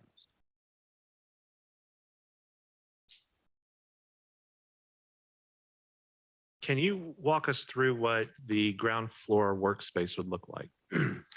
Yeah, absolutely. And I appreciate Mr. Deerhog's presentation. I'm not sure I could have done it as well as he did. This is great. I'm glad you opened this up. This is a project we've done in Asheville several years ago. We actually had some retail and we had some live workspace, and the retail sat empty for a long time. In the live workspace, we had a line of people trying to rent that space. But essentially the space is, it's an upstairs and a downstairs. There's an internal stairway between the two spaces. There'll be a door at the bottom of the stairs and a door at the top of the stairs. So if somebody came in and said, hey, we would like to put a photography studio in here, but we don't want to rent the space above, then we could do that. We could say, okay, we're going to let you rent it. They'd be able to close off the doors between the two spaces. But we wanted the stairs there in case somebody wanted to have the ability to live upstairs and to work downstairs. And so we put them on the main road coming in, the road that Mr. Deerhog described as a main street. It is designed with angled parking to feel that way. And so that's very intentional. And we put those spaces on that road, similar to what you see here in Asheville. We had a different kind of road, but here it's more internalized to the space. And we were very intentional in our site planning that we had, the more intense uses up closer to Verdon Road. Then as we moved towards the homes to the rear, we drop down to 2 and 3 story townhouses, just a less intense use. Then of course, that's where we located the stormwater ponds in order to buffer between us and the neighboring development. So does that describe the live work units and kind of what our intention is there? It does. And when you look at these amenities that you have where it says pool courtyard, trying to figure out what that is. Is that a soccer field? That is not a soccer field. That is probably a oh shoot, what do you call it? Pickleball. Probably pickleball is probably about the size of that. Pool courtyard.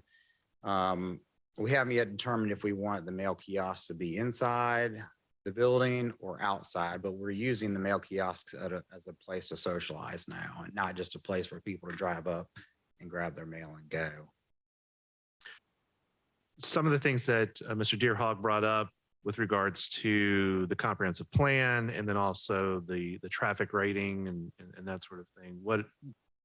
What have been some of your thought processes in addressing any of those issues? Obviously, the comprehensive plan, that's not something you can address. Well, I will say this to the comprehensive plan and employment center.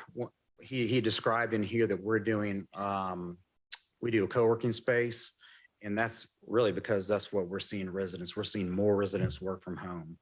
We actually have units designed to have internal offices in their units because we're just seeing an increase in that. You're seeing it actually before COVID, but then since COVID, there's just been a huge spike. And so, we're doing, like I said, co-working spaces that'll be part of the amenity center where people can come down and they'll have access to Wi-Fi and, lounge seating and tabletops where they can work.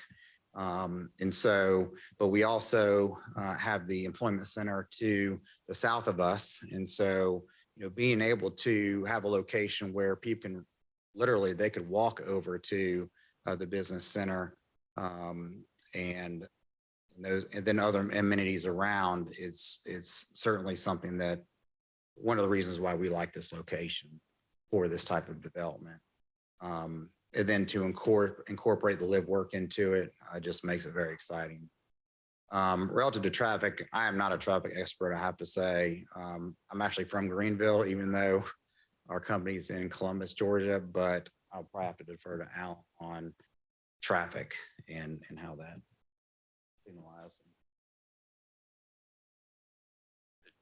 Do you have a specific question about the traffic improvement? What would be the improvement? Sure.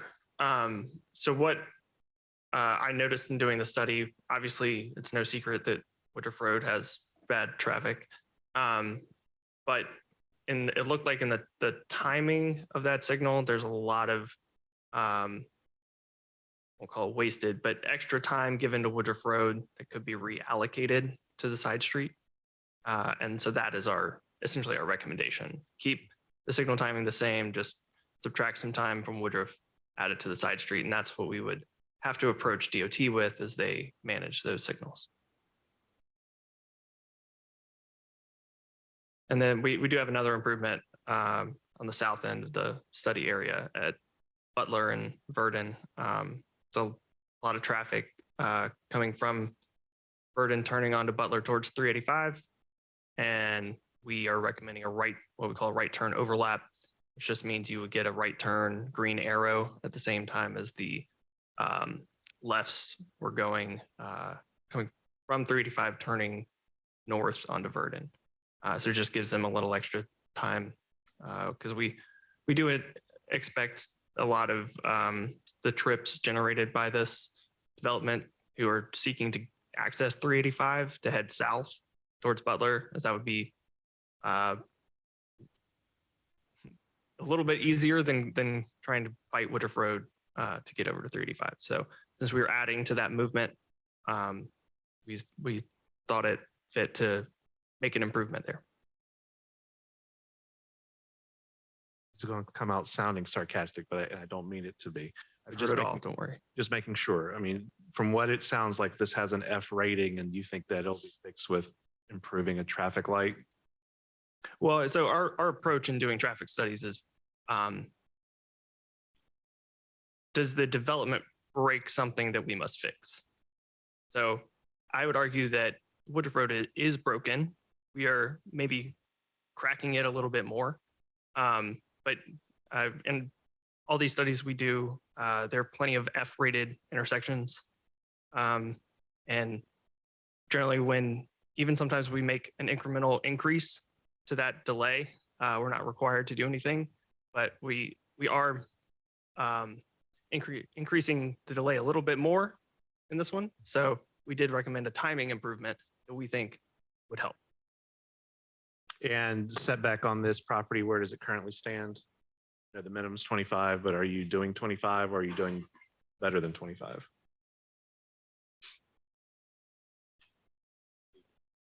My name's David Graffis with Gray Engineering, 132 Pilgrim Road. I believe the conceptual site plan has a 20-foot surrounding building setback around all the property currently as designed.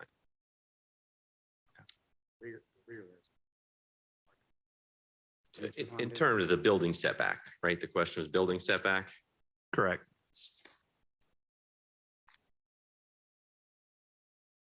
Nothing else. Just one comment or question. So on Holland, right across Butler, you have 3 schools. You've got, I think it's the new school is Green, I believe, is a charter school. Yeah, you've got Green Charter School, Mauldin Elementary, and Mauldin Middle. So about, and I know that it's going to be hard to kind of guess, but when you do these developments, about how many families move into types of developments like this?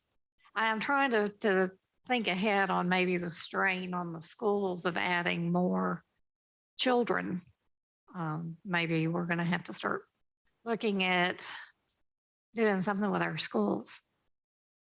That's a great question that I don't have the answer to. And it really just varies everywhere, depending on where you are in the county or in the city. You know, I can get some data for you on some of our other developments that would be in locations similar to this and certainly provide that to you. It's probably going to be, we don't take a poll. It would probably be a lot of property managers saying, this is how many children roughly get off the bus every day. I don't perceive it to be a huge number, but I'd be glad to provide some more information about that. All right, thank you. Didn't say, do we have a price point on the apartments and townhomes? Yeah, right now the price points are going to start at probably $1,300 a month and go to $2,500 for the largest 3-bedroom townhome. So they're rentals. Yes, ma'am. Okay. And the apartments about the same, or? The apartments will start at 1,300. I'm sorry? 1,300. 1,300. Roughly. And are they, do they also go up to 3-bedroom? No, ma'am. The apartments do not, only the townhomes. Okay. So it's 1 and 2-bedroom. Yes, ma'am. Okay. And about square footage, do you know? I think it's roughly 700 to 1,200 for the apartments. All right, great. Thank you. Mr. Matney, do you have anything? My only question is for Mr. Deerhog. So the request is for a motion to send to planning committee or planning commission. Yeah, they would like, if you would refer this to the planning commission for their recommendation. And then as you've been discussing already, they're really interested too in your own feedback that you might have about the project. And if there's any aspects of it that you're concerned about, know that and work on it if possible. Madam Chair, are you ready for a motion? Yes. Move that we forward this to planning commission for their input. Second. Okay. Any discussion? Mr. Matney. I think it's an innovative project. I think that the questions about is this worthwhile when you look at vacancies taking place in office parks, This is different than an office park. This is a live-work environment that actually transitions very nicely between an office park environment and C2. So I think that for the position that this property is and for the project that's going to go there, I think it's great. I agree. Okay. All right. All in favor of sending this to the Planning Commission for review, say aye. Aye. Aye. Aye. Okay. Ayes have it. Motion carries. And now we're back to public comment. Do we have any public comment? Anyone online? All right. Thank you. Any committee concerns? I do want to say that Mr. Manny did join us in chambers during this last section. No committee concerns? Real quick, that was agenda item 6C that we were on. I guess. Oh, I thought you added them together. I presented them together, but you might want to just clarify that the same motion stands for item 6D. Okay. Thank you. Madam Chair, I would make I would move the previous motion and also move that we apply the previous vote to the next agenda item. Do we hear a Second. Second. Okay. Any discussion? Hearing none. All in favor, say aye. Aye. Aye. Aye. All right. Motion carries. Further committee concerns? All right. What do I hear on adjournment? So moved. Second. All in favor, say aye. Aye. All right. This meeting is adjourned at 7:46 PM. And next up is recreation.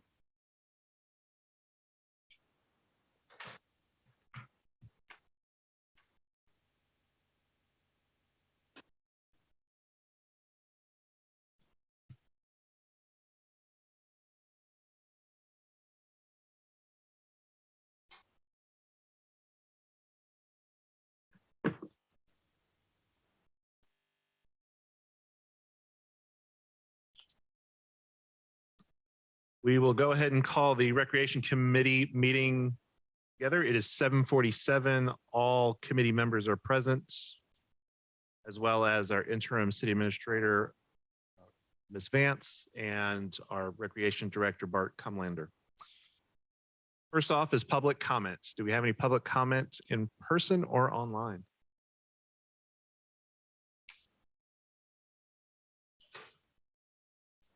Hearing none. We have reading and approval of the minutes. What say you? Move for approval. I have a move for approval. Is there a second? Mr. Chairman, I was not present at this meeting. I will second. Any discussion? Hearing none, all in favor say aye. Aye. Aye. Passes 2-0. Up next is report and communications from city officers from our recreation director. Art, the floor is yours. Thank you, sir. Mr. Allgood, hope you're having a good evening. Budget's in good shape. We are in our fall sports, which that is fall baseball, soccer, and tackle football and girls softball as well.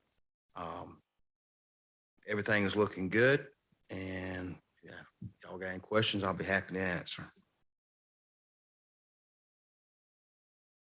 Any questions for Mr. Cumlander? Mr. Hogg, I also want to thank the staff of the Sports Center. On Beach and Fridays, probably 2 years ago, we did not open our building up. We started opening that building up. I felt like it was huge, and we opened the building up to cool people off. The bathrooms open, they're clean, but it was also a good tool to showcase our building and what was in there. As again, we did not do that 2 years ago. And we had a staff person there every Friday night showcasing our building and showing what the sports center is. A lot of people ride by there and say, what is that building? And so I think we touched a lot of people. And I just want to thank the staff for being there. We have a cold drink of water for folks to come in there. And I think the folks that came to the Beach and Fridays really enjoyed that as well. So. Excellent. Thank you. All right. Anything else? That's it. All right, no questions? No, Mr. Chair. All right. We have no unfinished business, and then we have new business, which is the connection to Bridgeway Station. Is page 4 through 8. Mr. Chairman, there's a couple of additional items underneath. Oh, I'm sorry. I thought you passed through those. I'm sorry. Well, I want to do the CIP projects. I just want to let you know that we're have ordered our 2 vehicles. The last time that Recreation has had a vehicle was in 2004. And so we appreciate the council budgeting that for us this year. We're in dire need of some new vehicles, but they have been ordered. Also, we have going to put out the bids for the fencing project at Sunset Park, which is basically going to be a shoehorn around our soccer field / football field, like cross field. Just felt like we need to do that just for our safety measures for the kids. Balls go out, and, you know, my son would be the first one to run out in the road and not look at cars. So it's kind of a tool to help the safety of those kids to have that. So we will be starting that project as well. And then we'll be putting in our CIP project for the City Park Trail, which is a PARD grant. We're working on that now. It should be going for bid the month of September. And also tonight, I do want to recognize Andre Clark. He's going to be leaving us to go to Mauldin High School to teach. You know, I was going to write some stuff down about Andre, but I felt like I need to speak from the heart with Andre. And Andre, that's a huge role that he plays in our department. He affects a lot of kids. He deals with parents in a volatile situation, in a good situation. He's helped me refocus me of,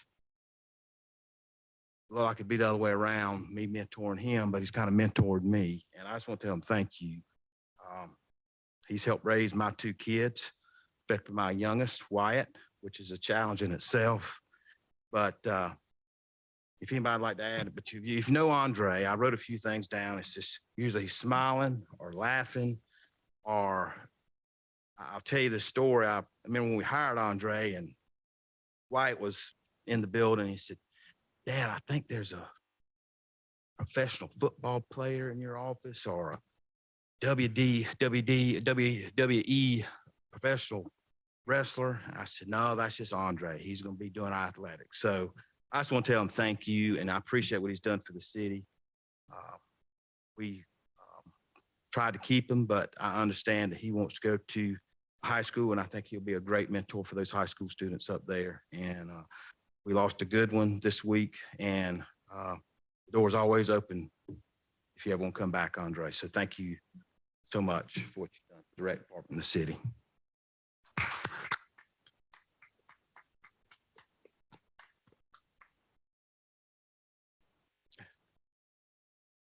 You're going to Mauldin High School? All right, go Mavs. Anything else, Bart? No, sir. Sorry Sure this time. Cut you off last time. My apologies. All right, we have no unfinished business, and then we have new business. Connection to Bridgeway Station, which is in page 4 through 8 in your packet. Bart, would you like to walk us through this? Yes. So Recreation kind of got this project a couple weeks ago.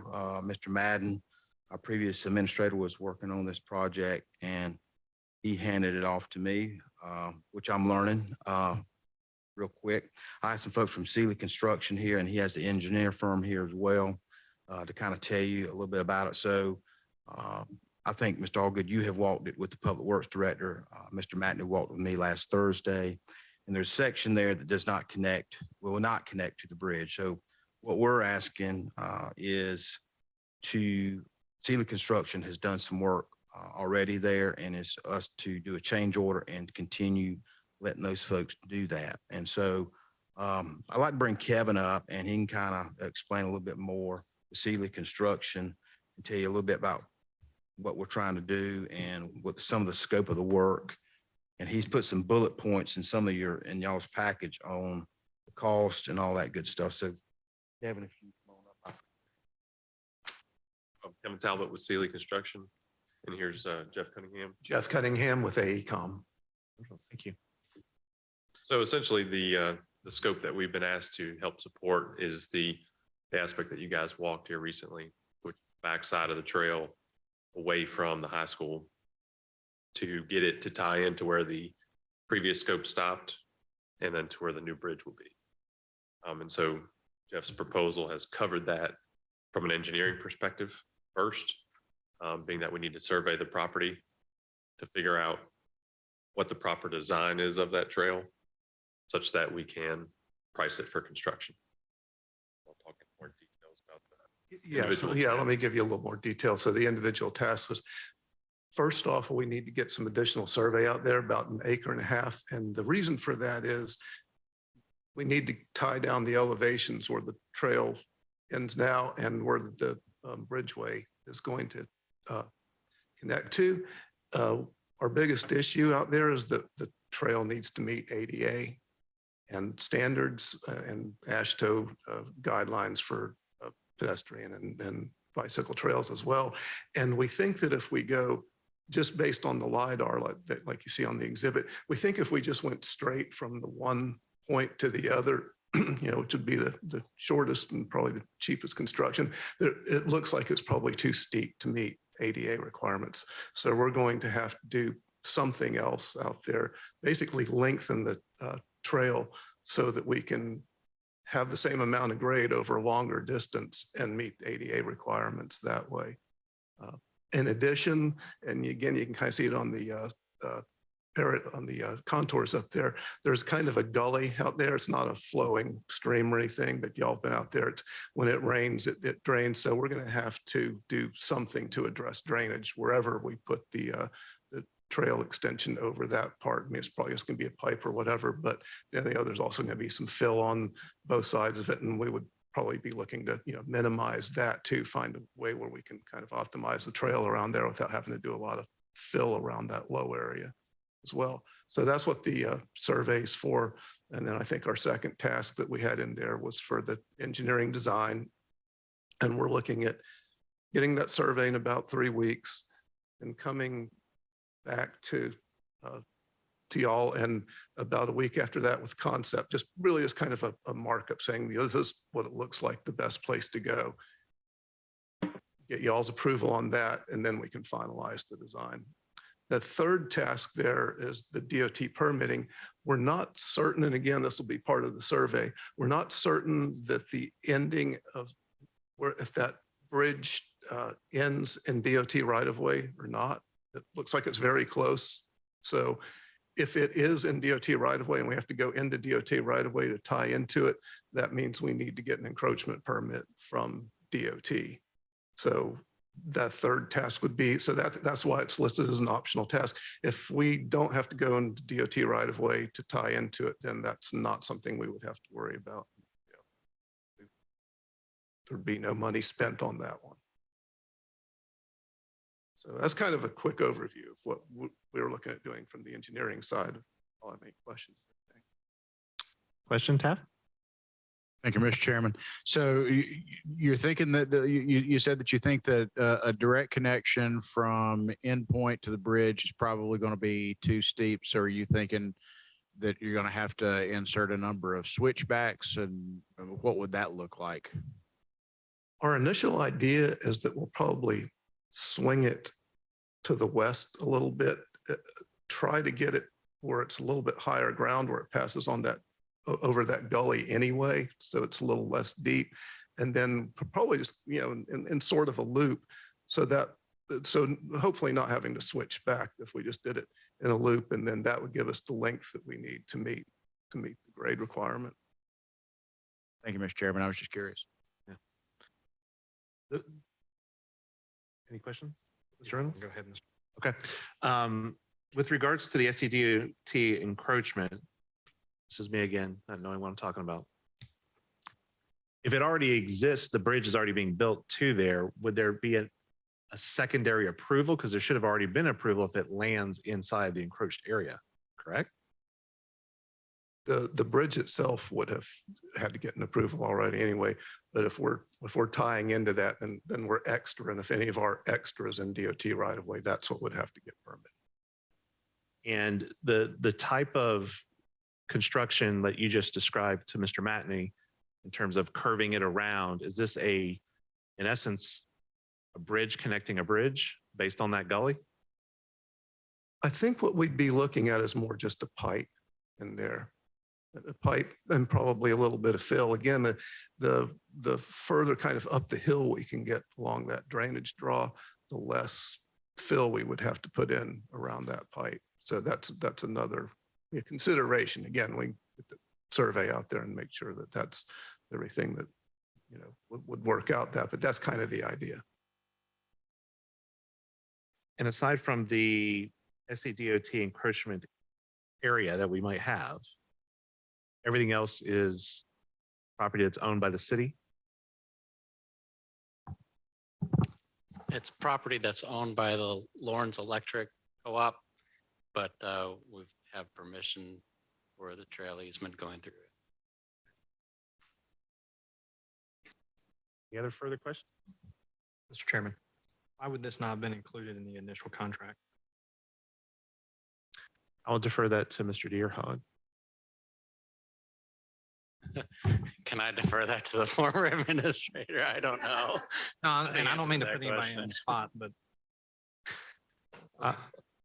Mr. Reynolds, my understanding is there was a disconnect between our former city administrator and the developer of the property of Bridgeway Station in terms of where it would connect. That is the sum total of my understanding. Mr. Chairman, that's all I have. Okay. No further questions. Thank you.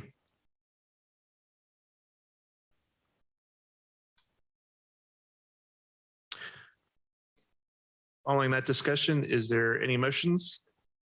Moving forward to full council for consideration and possible action. I'll second that. Thank you. Any discussion? Yes. Well, we have a bridge under construction.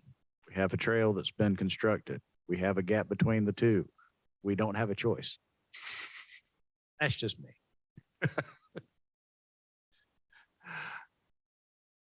All in favor, say aye. Aye. Aye. Aye. Motion carries to full council.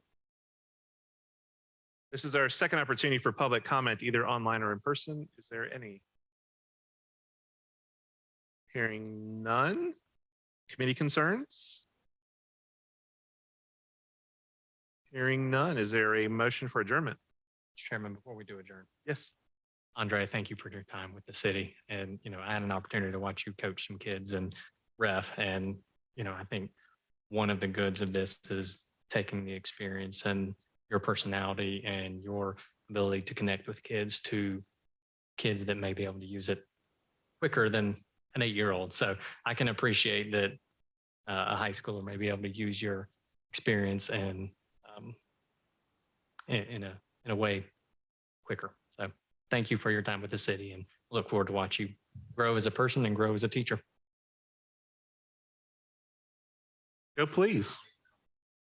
Well, Mr. Chairman, while he's moving up, I've got to say thank you as well because yeah, Bart talked about Andre helping to bring up his kids. You know, mine graduated from Mauldin back in June, and he's getting ready to go off to college. And all of the time and effort and love that you put into these kids, Andre, I can't thank you enough. For Bart's kids, for mine, for all of the rest of them who aren't here tonight. Thank you, man. You.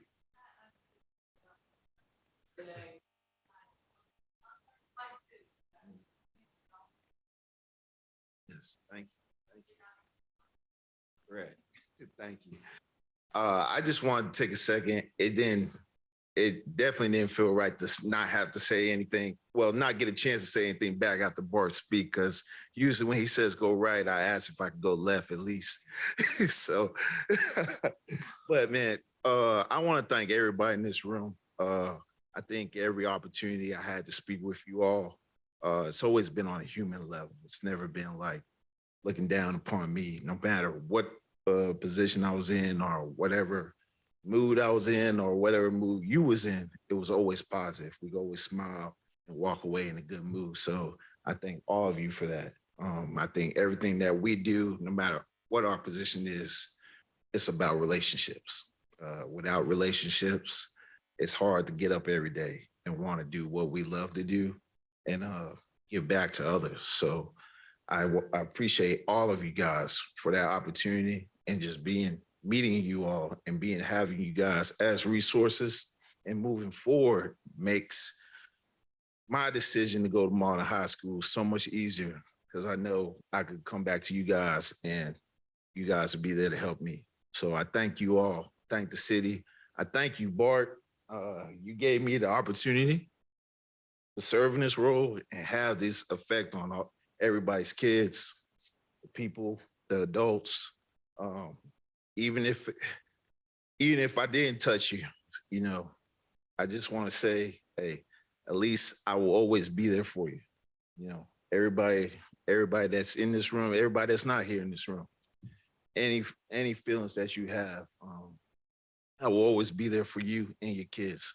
Sorry, I get a little emotional myself about this. Just the feedback you guys gave to me, just to hear that your kids had, you know, I made an effect on them. That means a lot to me. I want to thank you, Bart. Of course, Willie. Thank Willie too as well, and everybody else back in the offices. It's been a great ride with them, and it's not over yet. You know, we're gonna keep this thing going, and it's all about making Mauldin a better city for everybody.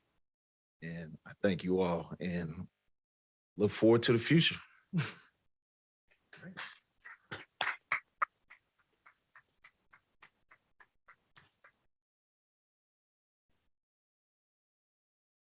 I'm not going to attempt to follow that up. Motion for adjournment? Move adjourn. So moved.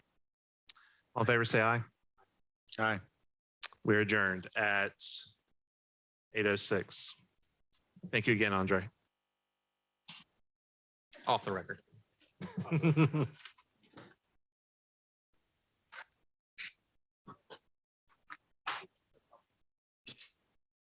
Yeah. Thank you, man. Appreciate you coming. Okay. Thanks.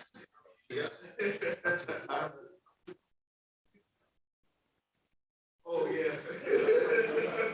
You're right. That's all.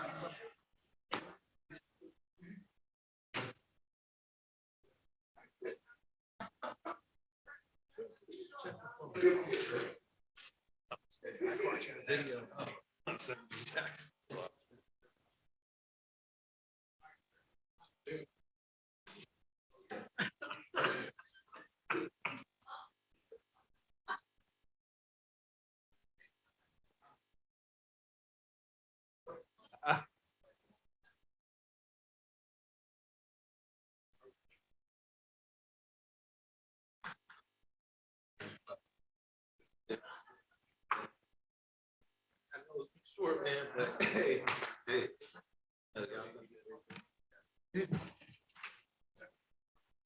Yep.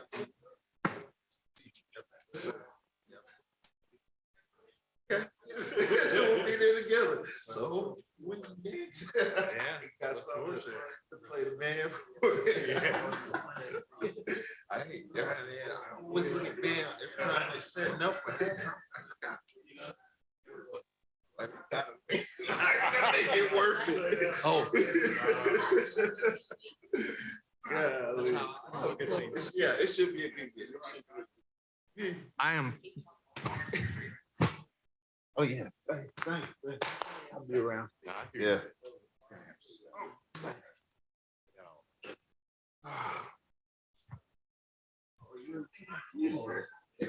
Like it's right. Oh, yeah, yes, sir. Take it up all out. You do.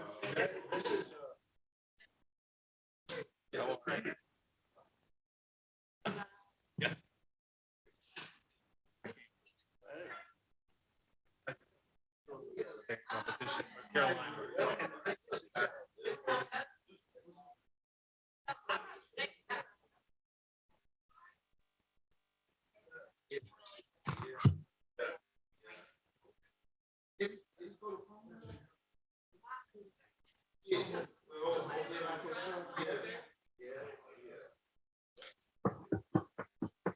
All right, I'm going to go ahead and call the Finance and Policy Committee to order.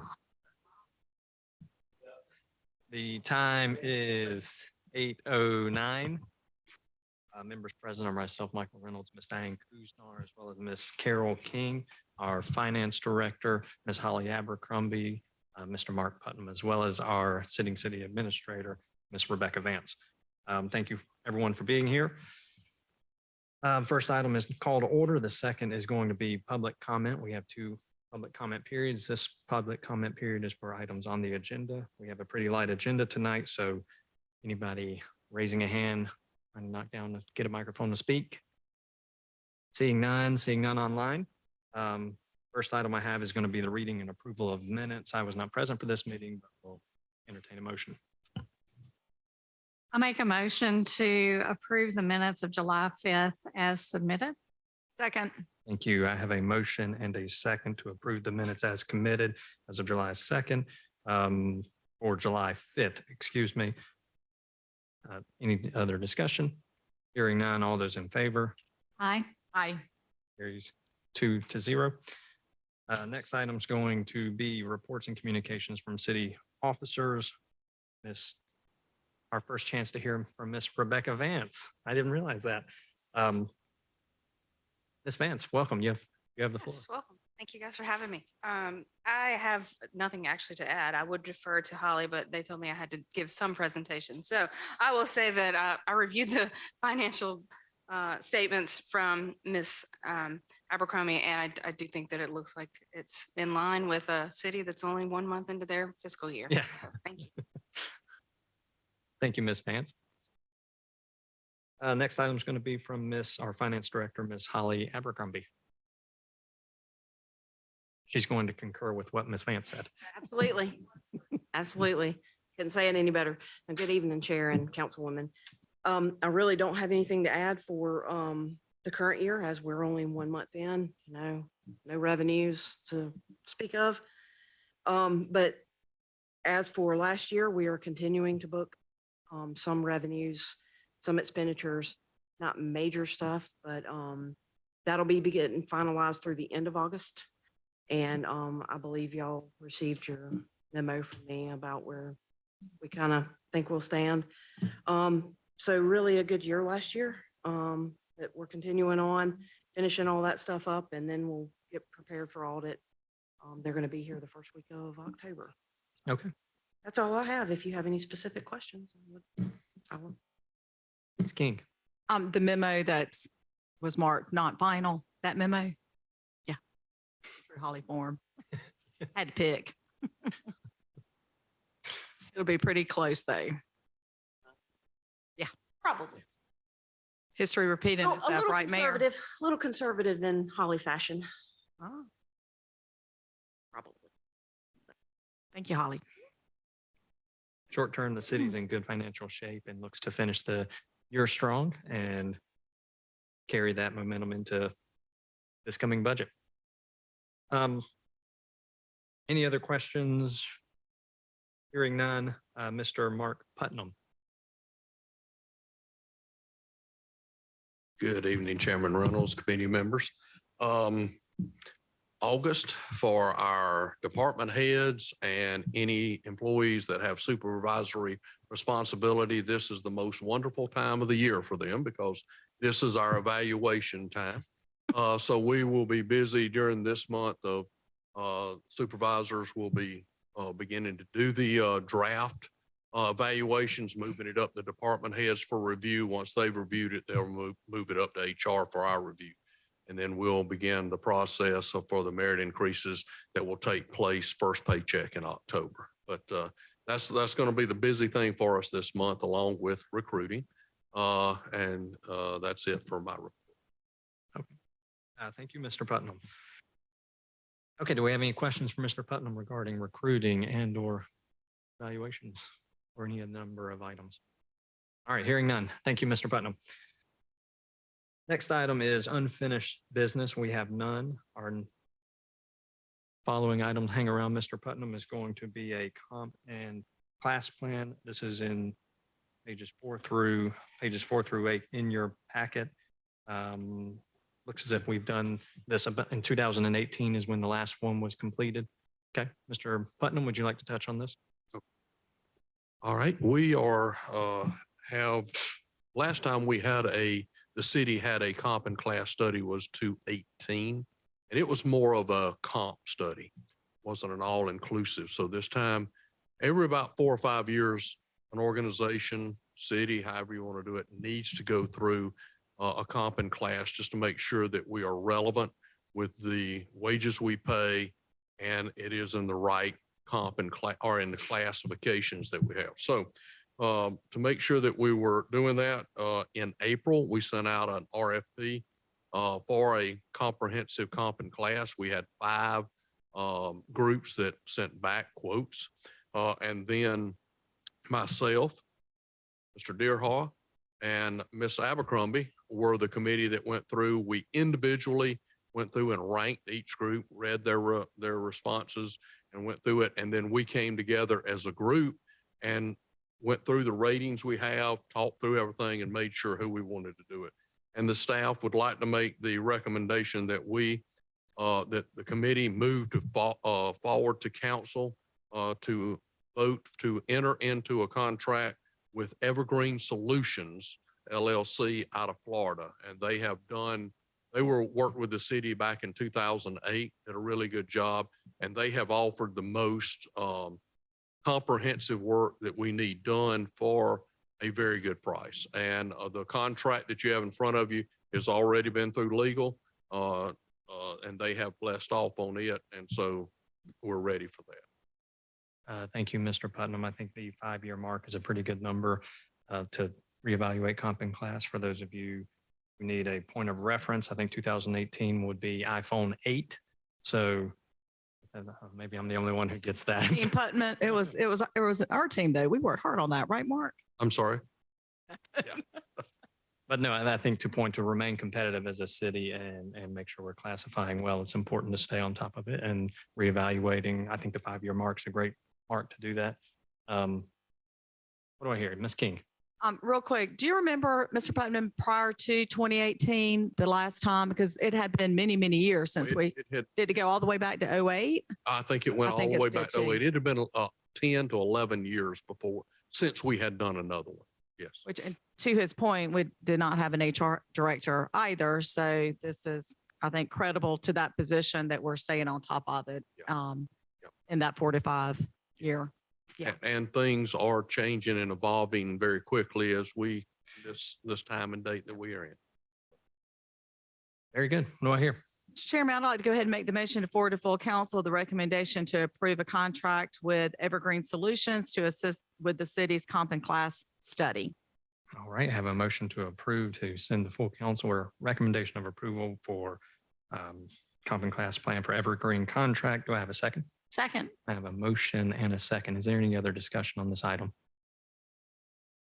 All right, hearing none. All those in favor? Aye. Aye. Carries unanimous 3-0. Please forward that to full council. All right. Next item is going to be public comment. Hearing no public comment. Next item is committee concerns. Hearing none. What do I hear on adjournment? So moved. Second. Motion and a second. All those in favor? Aye. Aye. We stand adjourned. The time is 8:18. There's a special call council meeting immediately following.